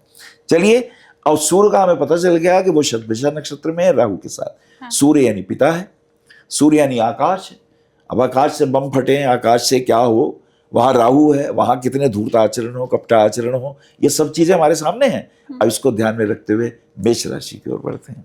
ठीक है। तो मेष राशि की अगर हम बात करें तो सबसे महत्वपूर्ण हमारे सामने स्थिति क्या बनने वाली है कि मेष राशि के जातकों के लिए सिंह राशि और धनु राशि वाले लोग बड़े पक्के दोस्त होने वाले हैं। सिंह राशि तो ऐसे जैसे उनका प्रेम है हृदय से, तेरे बिना नहीं रह सकता मैं, और दुख सुख में मैं तेरा साथ निभाऊंगा। और धनु राशि वाले वो, फिक्र नहीं कर बेटा, मैं तेरे साथ हूँ, पिता की तरह, गुरु की तरह, दुख में तुम्हारा साथ देने वाले ये लोग, ये खास बात बनेगी। जिनको तकलीफ होगी, कन्या राशि वाले सोचेंगे दुष्ट यही आगे बढ़ा जा रहा है, मैं पीछे रह गया, कुछ करना चाहिए मुझे। द्विज स्वभाव के लोग, इनसे सावधान रहना है। वृश्चिक राशि वाले लोग मन में रखे हुए हैं, इनने एक बार मेरे साथ बुरा किया था, आने दे वक्त, इसे मैं बताऊंगा। अच्छा, जो मीन राशि के जातक होंगे वो ज्यादा तो लड़ाकू नहीं होते, पर द्वेष रखते हैं। वक्त आने पर लेखनी के द्वारा कुछ ऐसा लिख दूंगा, आने वाले टाइम में इसे भुगतान करना पड़ेगा। मिथुन राशि के जातकों से इन्हें सावधान इसलिए रहना है कि वो सुनेंगे कुछ, आपने कहा कुछ, वो कहेंगे नहीं इन्होंने ये कहा था, मेरे ख्याल में मैंने तो ये सुना था। तो आपके शब्दों का, और आजकल तो आपको पता ही है कि कोई प्रवचन करता है, 2 लाइनें निकाल लेता है, अपने मतलब की भाषा बोलता है। बिल्कुल। ऐसे जो हमारे यूट्यूबर हैं, ऐसे जो हमारे इंस्टाग्राम पर हैं, इनसे भी सावधान रहना है। बहुत से ऐसे लोग हैं, उनका अपना काम नहीं होता, आप हैरान होंगे, वो कोई प्रवचन नहीं करते, वो कहते भी नहीं हम एस्ट्रोलॉजर हैं, वो कहते भी नहीं हम इस फील्ड के एक्सपर्ट हैं, लेकिन अगर आपने कुछ कह दिया तो उसमें 2 लाइनें निकाल के हंसी मजाक करेंगे, पार्क में घूमते हुए मिलेंगे, अपने आप को श्रेष्ठ बताएंगे। मैं समझ रही हूँ। और किसी के प्रति भी कुछ भी कह देंगे। अच्छा, हम उनसे पूछते हैं आप ही बता दीजिए, आपसे ही ज्ञान लेने, कुछ तो बोलिए ना। तो खुद तो गूंगे बहरे होते हैं, खुद नहीं बोलते, लेकिन दूसरों पे करते हैं। तो ये जो मिथुन राशि वाले लोग, सावधान रहना है। किसके लिए? मेष राशि वालों। ठीक है। मेष राशि के जातकों के लिए अच्छी बात यह है, आय की स्थिति अच्छी रहेगी, धन प्राप्ति के योग बनेंगे। और अगर इनका कोई भी काम, क्योंकि जो मेष राशि है उसमें अश्विनी भरणी कृतिका 3 नक्षत्रों की मैंने बात करी थी, तो केतु भी है, शुक्र भी है, सूर्य भी है। केतु से धर्म आचरण करने वाले, श्रेष्ठ ईमानदार रहने वाले, शुक्र से सबके बीच में समन्वय की भावना रखने वाले, सौंदर्य प्रिय, प्रेम प्रिय आचरण करने वाले। अब अगर इनका इंटीरियर डेकोरेशन का काम है, डिजाइनिंग का काम है, अगर इनका कोई सौंदर्यवर्धक काम है, तो उसमें रुचि लेने वाले ये लोग होते हैं। लेकिन हाँ, मेष राशि के जातकों के लिए एक बात कहना चाहूँगा, इनकम के सोर्सेज अच्छे होंगे। अगर ये राजनीति में है तो इनको एक बात का ध्यान रखना है कि आस्तीन के सांपों से सावधान रहना है। खेल के जगत में धमाका करेंगे, इनका नाम अच्छा होने वाला है। प्रॉपर्टी के क्षेत्र में इनको लाभ होने वाला है। इनको प्लॉट नहीं खरीदने चाहिए, इनको बने बनाए मकान लेने चाहिए, उसमें इन्वेस्टमेंट करना चाहिए, उसमें इन्हें विशेष फायदे दिखाई देते हैं। तो ये एक इनकी खास बात। और हाँ, गुरु और शनि का गोचर भी बता दूं। गुरु इनके मिथुन राशि में अभी चलेंगे, जून में जाके ये जून से लेके और अक्टूबर तक की स्थिति इनकी बहुत अच्छी होने वाली है। इनका गुरु उच्च का होने वाला है, इनका भाग्येश छठे चतुर्थ भाव में आएगा। इनको अपनी माँ की स्वास्थ्य का ध्यान रखना है। उस वक्त 4 महीने के लिए माँ की हेल्थ को थोड़ी तकलीफ होगी, लेकिन उसके बाद जो इनका शनि का गोचर है वो 12वें घर में है। मीन राशि मेष राशि वालों के ऊपर वैसे भी शनि की 7.5 है, तो इन्हें सावधान रहना है। इनकी 7.5 जो है बहुत तकलीफ दे है इस सेंस में कि सिर के ऊपर सवार है, तो ये आचरणहीन ना हो जाए, बहुत क्रोधी ना हो जाए, डिप्रेशन में ना चले जाएं, इसका ध्यान रखें। उसके लिए थोड़ा योग करें, थोड़ा मेडिटेशन करें, थोड़ा ध्यान करें, हनुमान जी की साधना करें, हनुमान चालीसा पढ़ें, इनका बाल बांका नहीं होगा। बहुत अच्छा जाएगा। तो हनुमान चालीसा पढ़नी है मेष राशि वालों को, कमेंट करके जय हनुमान आप जरूर यहाँ पर लिख दीजिए, कृपा होगी हनुमान जी की। पक्का लाभ होने वाला है। हाँ। इसमें कोई दो राय नहीं है। राजनीति में दबंग होने वाले हैं, मिलिट्री में, राजनीति में, पुलिस में, आगने कामों में। अच्छा, मैं तो कहता हूँ ये जिम एक्सपर्ट बन जाए, कुंफू कराटे सीख लें, यही सिखाएं हमारी बच्चियों को, इनका बहुत नाम होने वाला है। ठीक है, चलिए वृषभ राशि की बात करें। हाँ। तुला राशि वाले जातक हालांकि इन्हीं की राशि के हैं, वृषभ और तुला राशि में स्वामी तो शुक्र ही है, लेकिन जब ये तुला राशि की बात करते हैं तो इनसे धोखा मिलता है। इन्हें भूल के भी अनैतिक संबंध नहीं बनाने चाहिए। या एक और बात कहूँ, कुछ लोग दुखियारे आ जाते हैं, यार हमारी मदद करो, हम बड़े परेशान हैं, और उनका इन्होंने काम कर दिया, वक्त आने पे अब वो चीटिंग ना करें इनके साथ। तो तुला राशि से थोड़े सावधान रहें। उसमें रोग, उसमें बीमारी, उसमें ऋण। अब कोई बीमार हुआ, इन्होंने हॉस्पिटल में उनका खर्चा कर दिया, फिर वो पैसे नहीं दे रहे इनको, इसलिए आज से तुला राशि तंग कर सकती है। और धनु राशि के जातकों से तो सावधान रहें। वो गलत नहीं है, वो बुरे नहीं है, लेकिन वो आलोचक अच्छे हैं। वो तुम्हारी कमियों को पकड़ेंगे। जब तुम पूछेगा भाई साहब क्या ख्याल है, अरे नहीं वो तो ठीक है, पर उस दिन तूने बात बड़ी बदतमीजी की करी थी, वो आपकी वो नेगेटिव बात को सार्वजनिक स्थल पे कह देंगे, वो आपको बुरा लगेगा। तो धनु राशि वाले से इनकी नहीं बनती, इस सेंस से कि धनु राशि वाले चुन चुन के, जैसे दाल के अंदर काले पत्थर होते हैं ना, निकाल के बाहर फेंकते हैं, ऐसी वो आपके आचरण में भी कोई कमियां होंगी तो 10 आदमी में कह देंगे, वो आपको बुरा लगेगा। तो धनु राशि वालों से सावधान। मेष राशि के जातकों से पंगा ना ले। और मैत्री इनकी जो बनेगी कन्या से बहुत अच्छी बनेगी। और मकर राशि वालों के साथ तो बहुत निभने वाली है। कुंभ राशि वाले जातकों के साथ तो इनका बॉस कोई ऐसा होगा जो इनकी प्रमोशन कर देगा, जिससे इनको लाभ होने वाला है। प्रॉपर्टी के क्षेत्र में इन्हें बहुत फायदे होने वाले हैं। ठीक है। ये इनके लिए खास बात है। हाँ। आय का क्षेत्र इनका बहुत जबरदस्त है, वहां पे शुक्र उच्च का है। ये कोई नया ऑफिस ले लें, कोई नया अपना मीडिया का सेंटर खोल लें, ये किसी भी किस्म का इलेक्ट्रिकल या मीडिया क्षेत्र में है तो कमाल कर सकते हैं। अच्छे एस्ट्रोलॉजर हो सकते हैं, समाज सुधारक हो सकते हैं, मोटिवेटर स्पीकर हो सकते हैं। सबसे बड़ी बात है ये सौंदर्य प्रिय है। खाएंगे तो अच्छा, पहनेंगे तो बिल्कुल बढ़िया, कलर कॉम्बिनेशन सही होने चाहिए। और इनके चेहरे पे एक दैवीय आभा होती है, एक चुंबकीय आकर्षण होता है। बोलते तो अच्छा है ही है। इनके दूसरे भाव में जुपिटर है। वो कहते हैं ना, थिंक बिफोर यू स्पीक, सोच समझ के बोलना चाहिए। तो ये इनकी खूबी है। शानदार। तो ये इनका बहुत बढ़िया है। और राजनीति में भी अचानक श्रेष्ठ पद की, एक प्रतिष्ठित पद की प्राप्ति जो ये सोच रहे थे वो मिलने की उम्मीद। विदेशों में भी पद प्रतिष्ठा की प्राप्ति हो सकती है। खेल के जगत में बहुत बढ़िया स्थिर वाले, धैर्य है इनका स्वभाव, स्वामी इनके शुक्र हैं। तो रूप है, ऐश्वर्य है, सौंदर्य है, फिल्म है, म्यूजिक है, बांसुरी वादन है, गाना है, इन सब में ये अद्भुत है। ठीक है। तो ये इनकी विशेषताएं हैं, इनको ये विशेष लाभ होने वाले हैं। अच्छा, केमिकल का काम है, अगर मान लीजिए दवाइयों की दुकान है, केमिस्ट की काम है, डॉक्टर है, इंजीनियर है, सब में फायदे हैं। 2026 अच्छा ही अच्छा बीतने वाला है वृषभ राशि वालों का, ये समझ में आया। अब चलते हैं मिथुन राशि। हाँ। मृगशिरा, आर्द्रा और पुनर्वसु 3 नक्षत्रों का प्रभाव है। जब हम मिथुन राशि की बात करें, मृगशिरा बोलते ही अगर गलत बोला तो वहीं पकड़ लेंगे, निप the evil in the but, आरंभ में ही रोक दो बुराई को। तो मंगल इनका अलर्ट सेनापति है, जो इनका रक्षक है। आर्द्रा, राहु नहीं मानेगा मेरी बात, तो भैया फिर मैं फिजिकल भी हूं, वाणी से भी हूं, शक्ति से भी हूं। परास नहीं होते पूरा मिथुन राशि वाले जातक जल्दी से, और पीछे पुनर्वसु। बात खराब हुई तो गुरुदेव बैठे, नहीं भैया देखो इसका मतलब ये नहीं था, ये अच्छा व्यक्ति है और ये होते अच्छे हैं, द्विस्वभाव के हैं। अब जैसे मेष राशि क्विक फास्ट मूवर, वृषभ राशि धैर्यवान, देखते हैं सोचते हैं और जो विचार बनाने के उस पर टिकेंगे। मिथुन राशि वाले दोनों हैं, द्विस्वभाव है, should I do, should I should not do, और अगर सोच लेंगे ये ठीक है तो फिर तो उस पर ही टिकेंगे। तो ये मिथुन राशि के लिए ये वर्ष कैसा जाने वाला है, समय कैसा जाने वाला है। देखिए इन्हें धर्म के क्षेत्र में, अध्यात्म के क्षेत्र में, गुरुकुल और गोकुल के क्षेत्र में आगे बढ़ना चाहिए, वो इनके लिए बहुत अच्छा है। धर्म कथाओं के दृष्टिकोण से बहुत श्रेष्ठ है। इनके लिए फॉरेन ट्रेवल्स हैं, इनके लिए देश में भी जितने ज्योतिर्लिंग हैं, जितने हमारे तीर्थ स्थल हैं, वो इनके लिए बहुत अच्छे हैं। अच्छा, अगर इनकी बात करें लड़ने झगड़ने की, इनको सावधानी बरतनी चाहिए। इनका मंगल आक्रामक है, इनका मंगल चोट लगाता है, कष्ट देता है, तकलीफ देता है। अच्छा, मंगल लड़ाई में ही नहीं होता, वाणी में भी। हम ऐसी वाणी ना बोल दें, वो कहते हैं ना ऐसी वाणी बोलिए मन का आपा खोए, तो ये ध्यान रखें, क्योंकि इनकी वाणी गोली से ज्यादा असर करती है, सातों शरीर भेद देती है, और मन को भी, शरीर को भी, आत्मा को भी। अगर ये ऐसी गलत बात बोल देंगे, गुस्से में बोल देंगे, क्योंकि वैसे दिल के साफ हैं, ईमानदार हैं, चरित्रवान हैं, गलत बात बर्दाश्त नहीं करेंगे, और गलत चीज को मुंह पे बोलेंगे ये गलत है। चाहे पिताजी खड़े हो, भैया खड़े हो, कोई खड़ा हो, बोल देंगे नहीं ये तेरी बात गलत है, मुझे पसंद नहीं है। तो इनको ये ध्यान देना है, अपनी वाणी को थोड़ी संयमित रखें। इनके प्रेम संबंधों में भी ध्यान रखना है। अच्छा, इनके लिए एक चीज और अच्छी है जो मैं बताऊंगा, तर्कयुक्त वाणी बोल के अपनी पद प्रतिष्ठा को बढ़ाएंगे। अच्छा, इनके लिए बहुत अच्छा है। फाइनेंशियली स्थिति इनकी बहुत अच्छी रहने वाली है, इनको लाभ होने वाला है।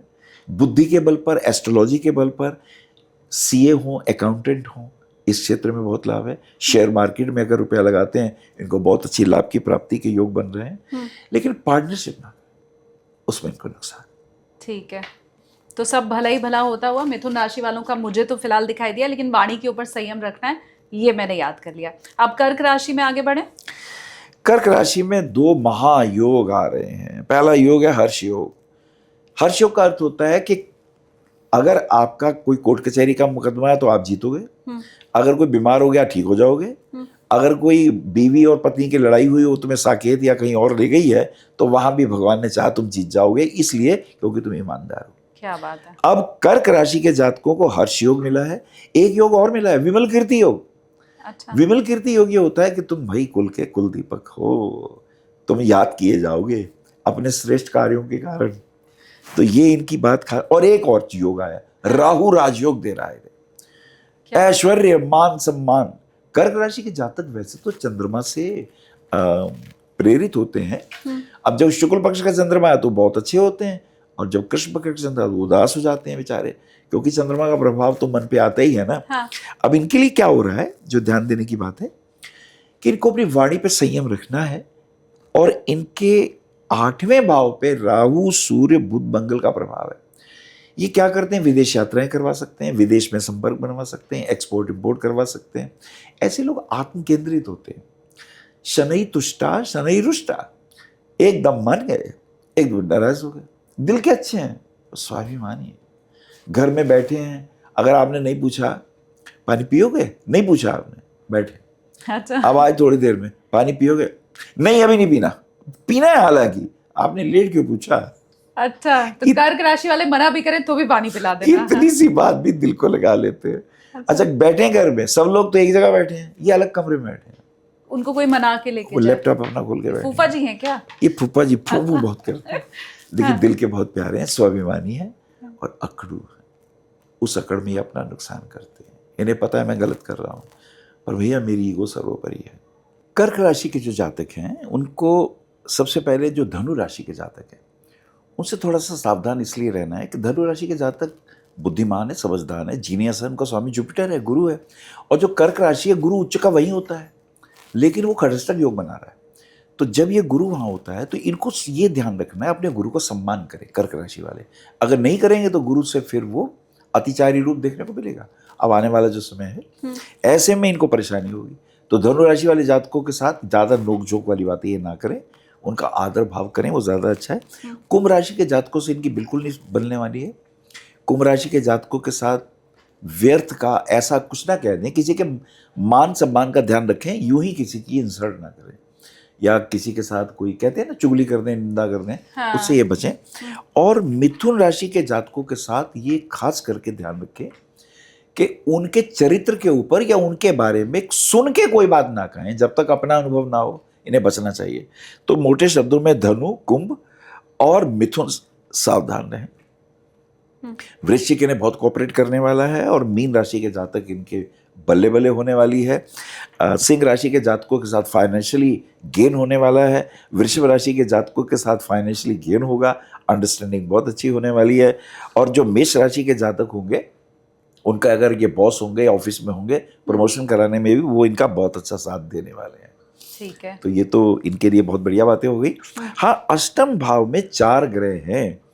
वो जो मैंने बताया चंद्र ग्रहण का, कि पूर्व फाल्गुनी में चंद्रमा और केतु, और शतभिषा के अंदर सूर्य और राहु अष्टम भाव में ही है। अतः इनको फास्ट ड्राइविंग से बचना है। इनको इस बात से भी बचना, अचानक कोई संकट, अचानक कोई कष्ट ना प्रकट हो, और अगर होता है तो धैर्य का धारण करें, वो ज़्यादा अच्छा है। कर्क राशि है, भगवान शिव के ऊपर, शिवलिंग के ऊपर एक रुद्राभिषेक करा लिया करें, इनके सर्व अरिष्ट नाश। शानदार। तो उपाय भी मिल गया कर्क राशि वालों को कि अगर कोई गड़बड़ हो रही है तो आपको क्या करना है। बिल्कुल, ये बहुत इंपॉर्टेंट है। और विदेश जाना पड़ेगा इन्हें किसी कार्य के लिए, बच्चों की पढ़ाई के लिए या किसी कार्य के लिए, या हो सकता है अपने किसी प्रोफेशन के लिए, या हो सकता है घूमने के लिए, तो वो इनके लिए अच्छा है। हाँ। ये हुआ है। शानदार। अब्रॉड जाने का भी योग बन रहा है कर्क राशि वालों का। अब सिंह राशि पर चर्चा। सिंह राशि, देखिए उसका स्वामी सूर्य है, ये राजा है, ये बॉस है। शरीर के अंदर ऑक्सीजन है, प्राण पान व्यान उदान समान, नाग कूर्म कृकल देवदत्त धनंजय, पतंजलि के सारे योग यही रखे हुए हैं। तो ये जो सूर्य है ये असाधारण है।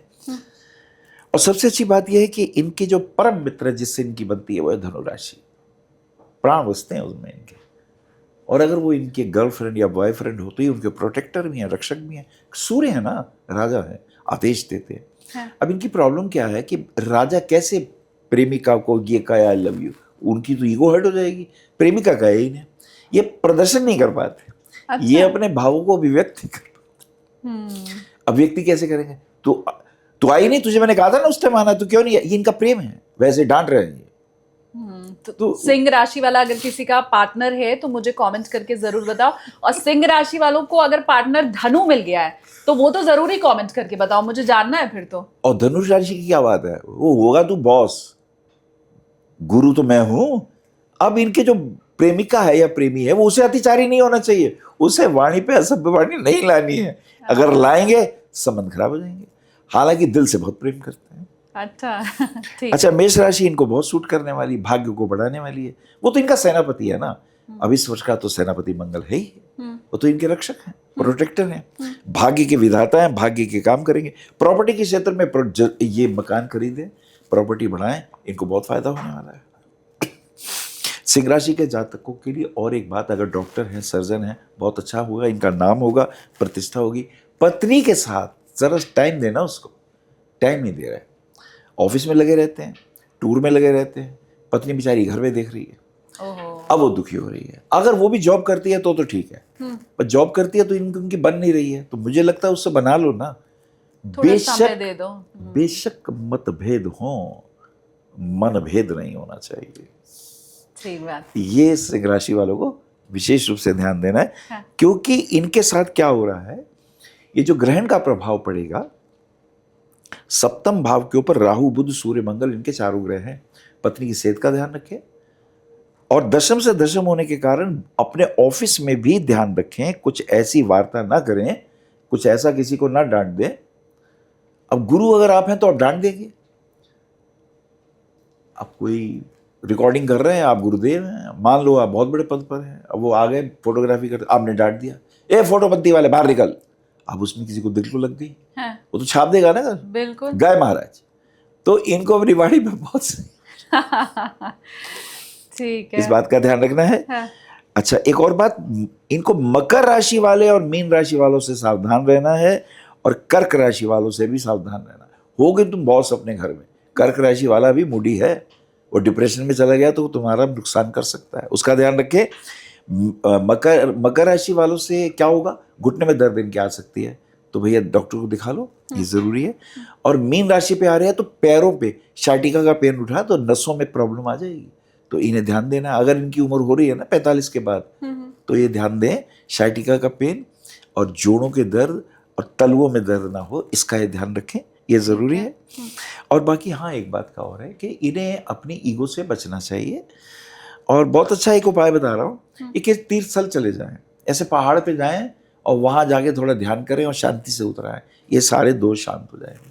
क्या बात है। और तीर्थ स्थल तो हमारे सारे पहाड़ों पे ही हैं, तो अपना चुनाव आप खुद करके और कहीं भी निकल लीजिए। या फिर एक काम और करें, हनुमान जी के मंदिर में झंडा लगा दें, झंडा ऊंचा रहे हमारा, वो जितना झंडा लहरेगा इनके कष्ट का हरण हो जाएगा। शानदार। तो सिंह राशि वालों को बहुत से उपाय मिल गए, अब तो ऑप्शंस है आपके पास, आप जो उपाय चाहें वो कर सकते हैं, इनको फायदा होने वाला है। बच्चों के लिए ध्यान रखें, बच्चे विदेश जाएंगे भेज दें, वो चाहेंगे मैं कुछ पढ़ लूँ, मैं MBA किया है, मैं इंजीनियरिंग में हूँ, तो भैया जाओ करो, वो उनकी सक्सेस है, ग्रैंड सक्सेस है, इनको बहुत लाभ होने वाला है, क्योंकि इनके सप्तम भाव में राहु के साथ 4 ग्रह हैं, राहु द्वारा राजयोग इनको प्राप्त हो रहा है, मान सम्मान यश कीर्ति की प्राप्ति इनको मिलने वाली है। इनकी पत्री में हर्ष नामक योग है, मुकदमेबाजी जीत जाएंगे, रोग हैं दूर हो जाएंगे, हॉस्पिटल में गए ठीक ठाक वापस आ जाएंगे, ये सारे योग इनकी पत्री में बने हुए हैं। कन्या राशि कर पड़े। हाँ।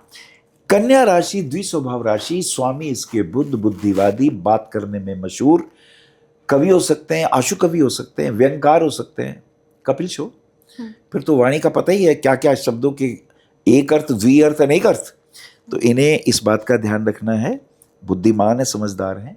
लग्नेश छठे भाव में गया हुआ है, तो इनको क्या ध्यान रखना है, छठा घर जो होता है अपनी अंतड़ियों का भी होता है, पेट का भी होता है, खाने पीने का ध्यान रखें, लीवर फैटी ना हो जाए, इसका ध्यान रखें। बातचीत करने में एक्सपर्ट हैं, समझदार हैं। कुंभ राशि वालों से बचें और मेष राशि वालों से बचें। मेष राशि वालों से लड़ाई झगड़े से बचें, फास्ट ड्राइविंग से बचें, और कुंभ राशि वालों से व्यर्थ के लड़ाई झगड़े ना लें, नहीं तो वही कोर्ट कचहरी में ले जाएंगे, इसका ध्यान रखें। सिंह राशि वाले जातकों को दूर से ही प्रणाम करें, वो बहुत स्वाभिमानी हैं, उनके साथ पंगे, कोर्ट कचहरी, खामखा, ये दिक्कत आ सकती है, इसका इन्हें ध्यान रखना है। और मकर राशि अति प्रिय राशि, दुख सुख में काम आने वाली राशि। वृषभ राशि परम मित्र राशि, और ये उसी को इग्नोर करते हैं, ये उसके साथ रहेंगे तो इन्हें बहुत फायदा होगा। कर्क राशि के जातकों से अर्थ की प्राप्ति, लेकिन ये गलत जगह रुपए व्यय कर देंगे, कहीं प्रॉपर्टी में लगा दिया या किसी को उधार दे दिया, या कोई पार्टनर ढूंढा, चल तू मैं पैसा लगाता हूँ, पैसे गए, या कोई शादी ब्याह कहीं हुई, जरूर से ज्यादा दान पुण्य कराए, तो भी धन की हानि वहां हो सकती है। इनकी जन्म पत्री में अर्थ प्राप्ति के योग है, पत्नी के साथ संबंध अनुकूल तो इन्हें रखने ही है, एक संबंध और भी है, कोर्ट कचहरी के मामलों में ये धैर्य का परिचय दें, वकील को संभाल के रखें, और भाई टाइम पर अपने केसेस अटेंड करें, ये इनके लिए ज़रूरी है। और मैं तो फिर और भी कुछ कह देता हूँ, एक इनके लिए पन्ना रत्न पहन ले, 6 रत्ती का, वो इनके लिए बहुत अच्छा है। महंगा आता है, नहीं पहन सके तो मूंग की दाल खा लो, मूंग की दाल जो है रात को जल में डुबो करके उसमें अंकुर निकल आएंगे, वो इनके लिए बहुत अच्छा है। मॉर्निंग वॉक करें, वो इनके लिए सर्वश्रेष्ठ है। मोर के पंख लाके घर में टांग दें, मोर के पंख का पंखा लेके हवा करें, अच्छा। इनके लिए ऑक्सीजन है वो, इनके बहुत से कष्ट, बहुत की तकलीफें मोर पंख से ही, मोर का पंख है वो कॉपर उसमें ज्यादा होता है, तो जो वायु होती है शुद्ध होकर आती है।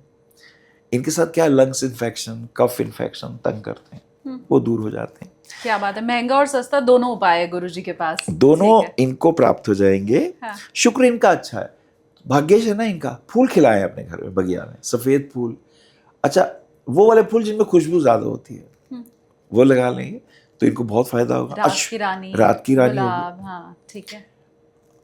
बेल का पेड़ लगा दें, अच्छा वो जो शिव जी के ऊपर चढ़ाते हैं बेलपत्र, हाँ। उसका पेड़ चढ़ा दें, उसमें लक्ष्मी का वास होता है, उसमें लक्ष्मी का वास है, ठीक है। कहते हैं अगर बेल के पत्र के नीचे एकादशी वाले दिन या पूर्णमासी को आप एक आंवले का फल रखें और वहां जाके श्री सूक्त का पाठ कर ले कोई व्यक्ति, तो लक्ष्मी की विशेष कृपा। और कुछ नहीं कर सकते तो आंवले का फल लेके शिवलिंग पे चढ़ा दें, और एक बेलपत्र और एक आंवला, लक्ष्मी जी बड़ी प्रसन्न होती है, ठीक है। आचार्य शंकर ने तो एक निर्धर ब्राह्मणी के घर में स्वर्ण की वर्षा कर दी थी इसी प्रयोग से। एक लंबी स्टोरी हो जाएगी, हाँ। अभी इतना इशारा बहुत है। ठीक है। इन्हें स्वास्थ्य का ध्यान रखना है, स्किन इन्फेक्शन ना हो इसका ध्यान रखना है, शाइटिका का पेन ना हो। बाकी इनकी पथरी अच्छी है, मंगल ही मंगल सब दिखाई दे रहा है। इसमें मुझे कुछ चीजें खास दिखाई दे रही हैं। विमल कीर्ति योग, कुल दीपक बनने वाले हैं, इसमें ऐसा कोई महान कार्य करेंगे। यश कीर्ति होगी, सरल भी है, ये दिल के सरल है। इनकी पत्री में इस बार सरल योग आया है। ठीक है। सरल योग तब होता है अष्टमेश the lord of 8th house goes to the 6th house और 12th house, so there is a सरल योग। ऐसे व्यक्ति हृदय के सरल होते हैं, भगवान इनकी रक्षा करते हैं विपत्ति का। और एक राहु का द्वारा राजयोग बन रहा है। राहु के इर्द गिर्द 3-4 प्लैनेट हो तो ये राजयोग होता है। राजनीति में जबरदस्त काम कर सकते हैं, अचानक बिजनेस के टाइकून हो सकते हैं, देश विदेश में जाए तो झंडा गाड़ेंगे। इनका विशेष रूप। हमारी 6 राशियां हो गई गुरुजी, अब हम फटाफट बाकी 6 राशियों के ऊपर आगे बढ़ते हैं। तुला राशि का क्या कह रहा है भविष्य? खास बात ये सरल योग है इनकी पत्री में, पहला राजयोग, दिल के सरल है, अच्छे हैं। अब इनके लिए क्या है कि मीन राशि वाले जातकों से और वृषभ राशि वाले जातकों से और कन्या राशि वाले जातकों से ज़्यादा पंगे ना लें, ज़्यादा लफड़े ना लें, ये इनके लिए ज़्यादा अच्छा रहेगा। मिथुन राशि के जातक इनके लिए बहुत भाग्य के बढ़ाने वाले होंगे, और कुंभ राशि वाले जातक तो इनके लिए साक्षात वरदान होंगे जिनसे इन्हें बहुत लाभ होगा। सिंह राशि के जातकों से फाइनेंशियली गेन्स होंगे, ये इनके विशेष फायदे हैं। वृश्चिक राशि वाले जातकों के कारण धन में बैंक बैलेंस बढ़ेगा इनका, ये खास बातें आएगी।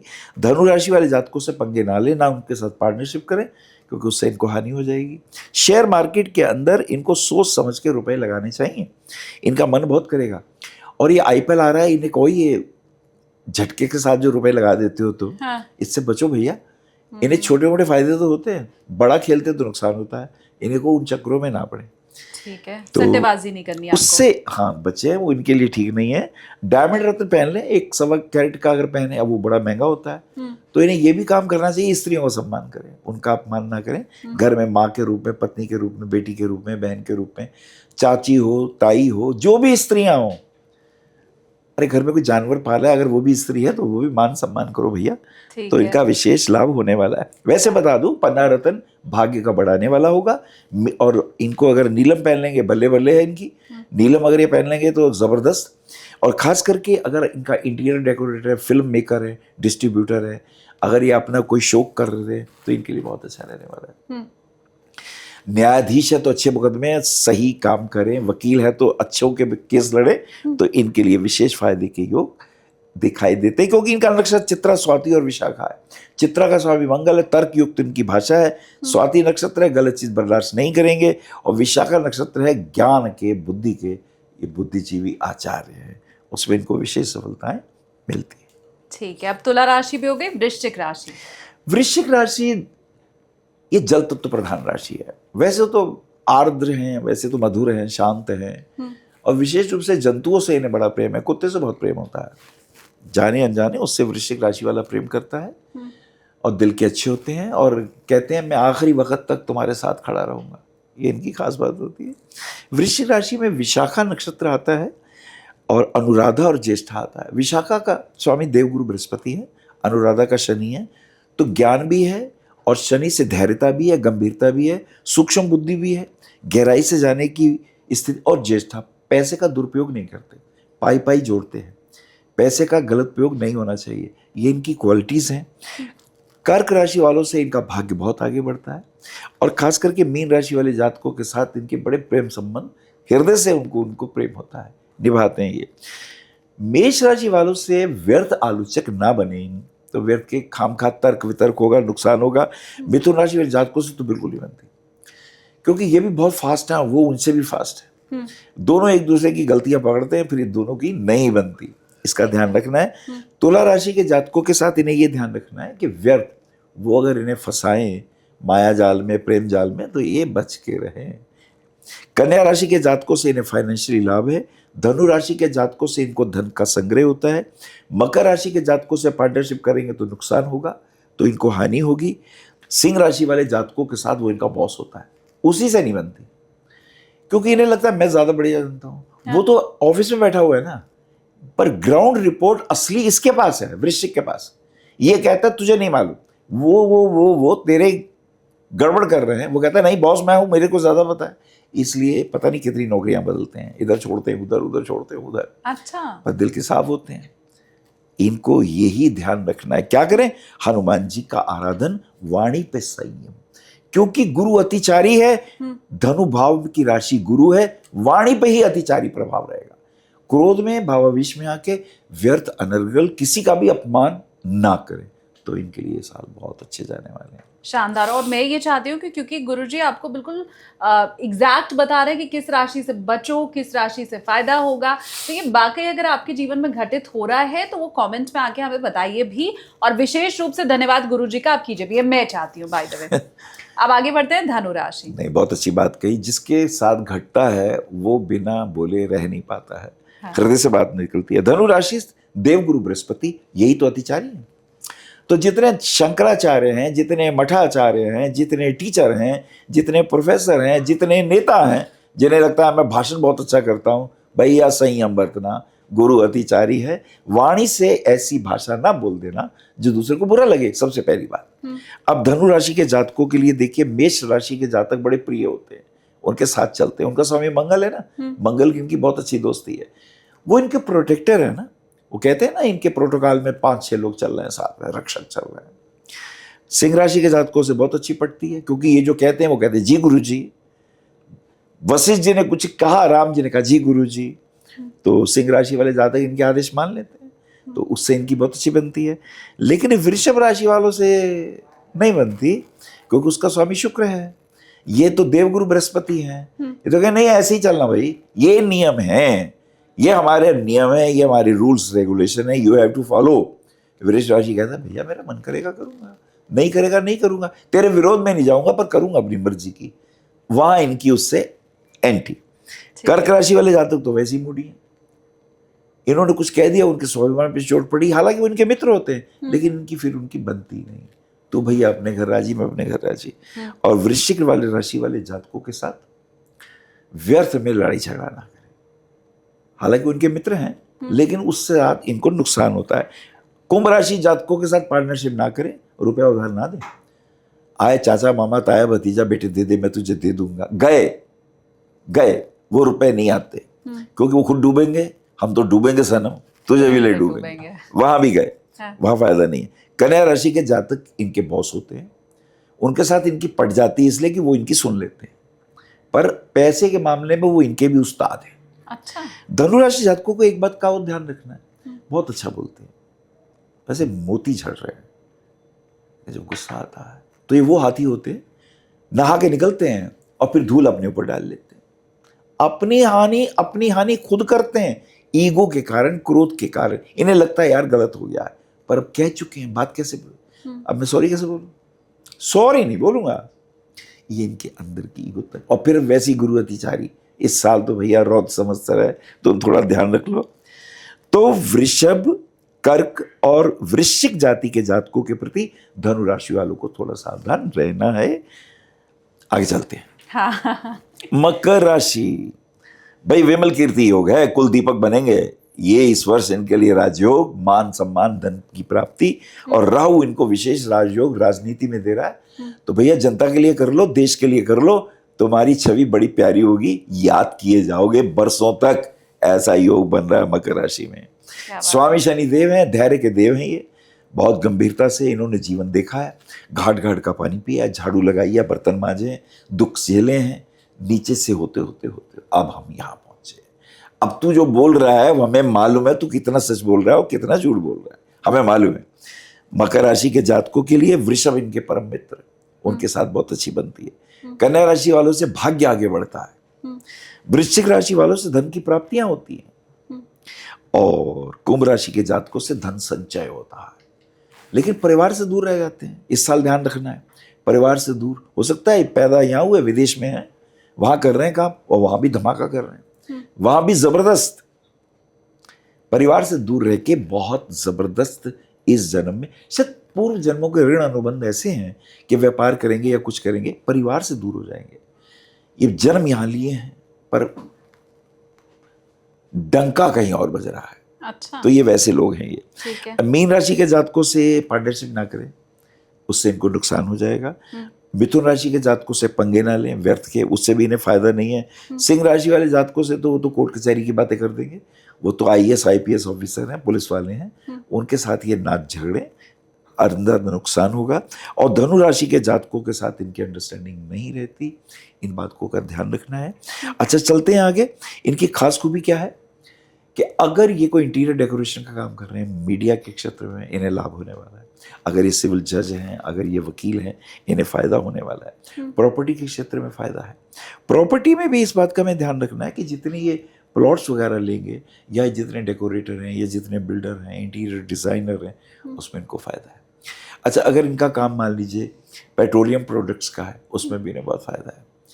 तो ये मकर राशि के जातकों के लिए बल्ले बल्ले है, ये इनकी खास बात है। आगे चलते हैं। कुंभ राशि। कुंभ राशि में एक राजयोग आया, हर्ष योग।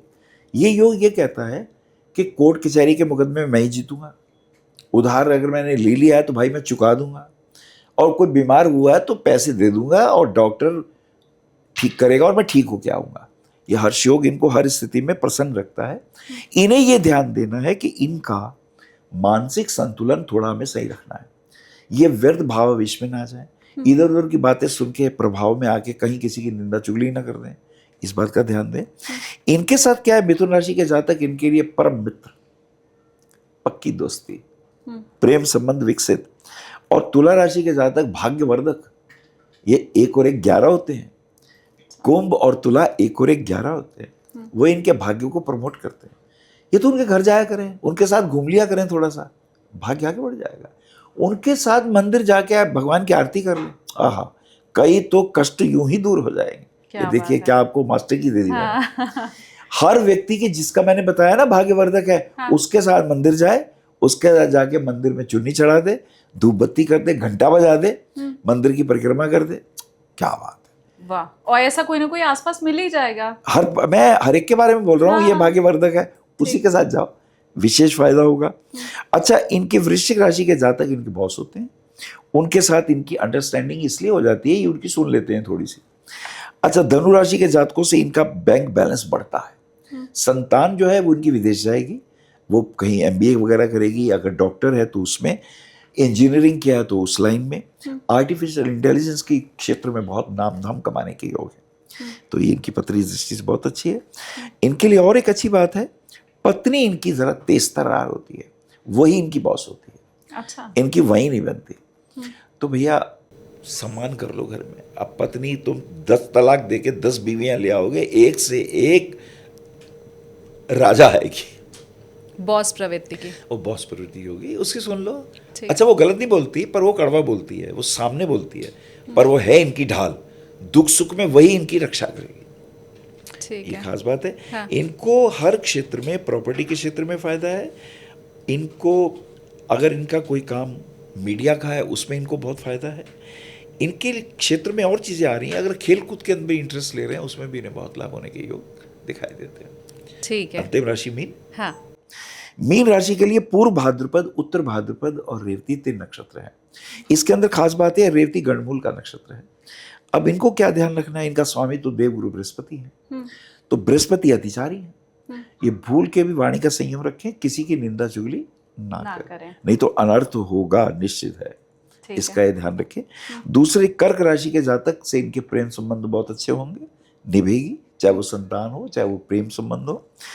वृश्चिक राशि के जातकों के साथ इनका भाग्य साथ देगा, ये उनके साथ कहते हैं ना 1 और 1 11 हो गए, वो योग बनने वाला है। धनु राशि के जातक इनके बॉस होते हैं, उनके साथ इनकी अंडरस्टैंडिंग में ईगो स्ट्राइक करती है। इन्हें लगता है मैं बहुत ज्ञानी हूँ, पर बॉस गुस्से वाला है, एग्रेसिव है। ये बैकफुट में ना, जो हमारे बल्लेबाज थे द्रविड़, उस तरह बैटिंग करते हैं, बैकफुट में, पीछे आ कह नहीं पाते, पीछे बोलते हैं, सामने बैकफुट में।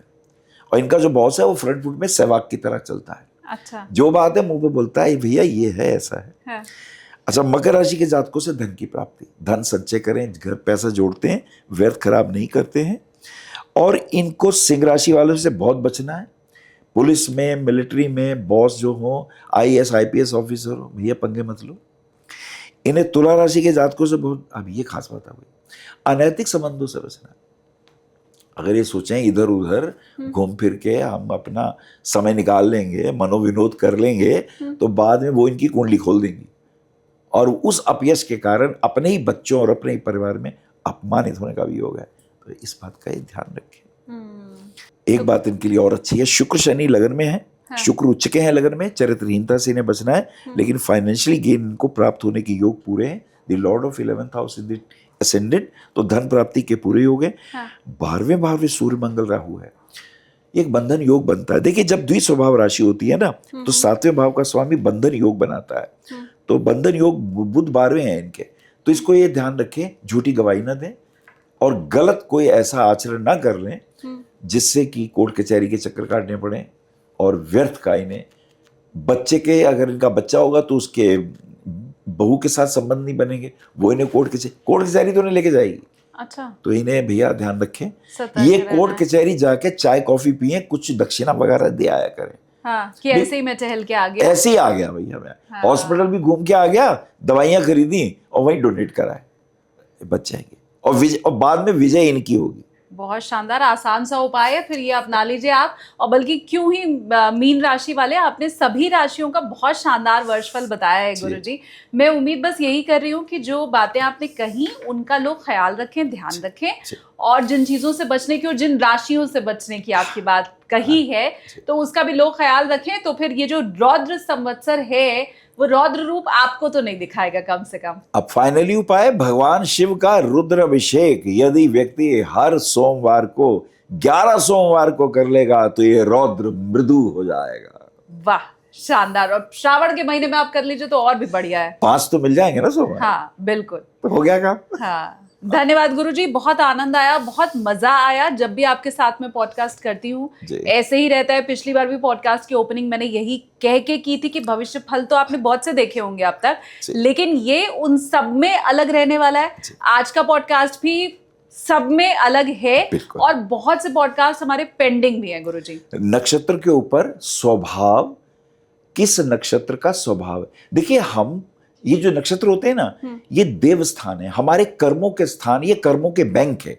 जब कोई ग्रह वहां से गुजरता है वो वहां से उतने बैंक से कर्म ले आता है। तो मैं बताऊंगा अगले एपिसोड में कि नक्षत्रों के स्वभाव क्या होते हैं और नक्षत्रों के कारक क्या होते हैं। ठीक है। अगर आपके 10th हाउस में मेष राशि है तो अश्विनी भरणी कृतिका में से कौन सा नक्षत्र है और वो किस चीज के कारक है, वो वाला यदि तुम काम करोगे तुम्हारी बल्ले बल्ले हो जाएगी, बिजनेस के टाइकून बन जाओगे। बहुत शानदार। और आपको अगर अपना नक्षत्र चरण के साथ नहीं मालूम है तो जब तक वो पॉडकास्ट हम लेके आए, आप किसी भी ऐप पर जाकर, अब तो आप गूगल पे जाएंगे, कोई भी ऐप आप खोलेंगे, उसमें अपना जन्मदिन, तारीख और समय डालेंगे तो आपको मालूम चल जाएगा आपका नक्षत्र कौन सा है और चरण कौन सा है। इसी पे बात करने वाले हैं, अगली बार इसी पे बात करने वाले। तो उसका अगर आपको इंतजार है कमेंट सेक्शन में मुझे आप बताइए भी जरूर।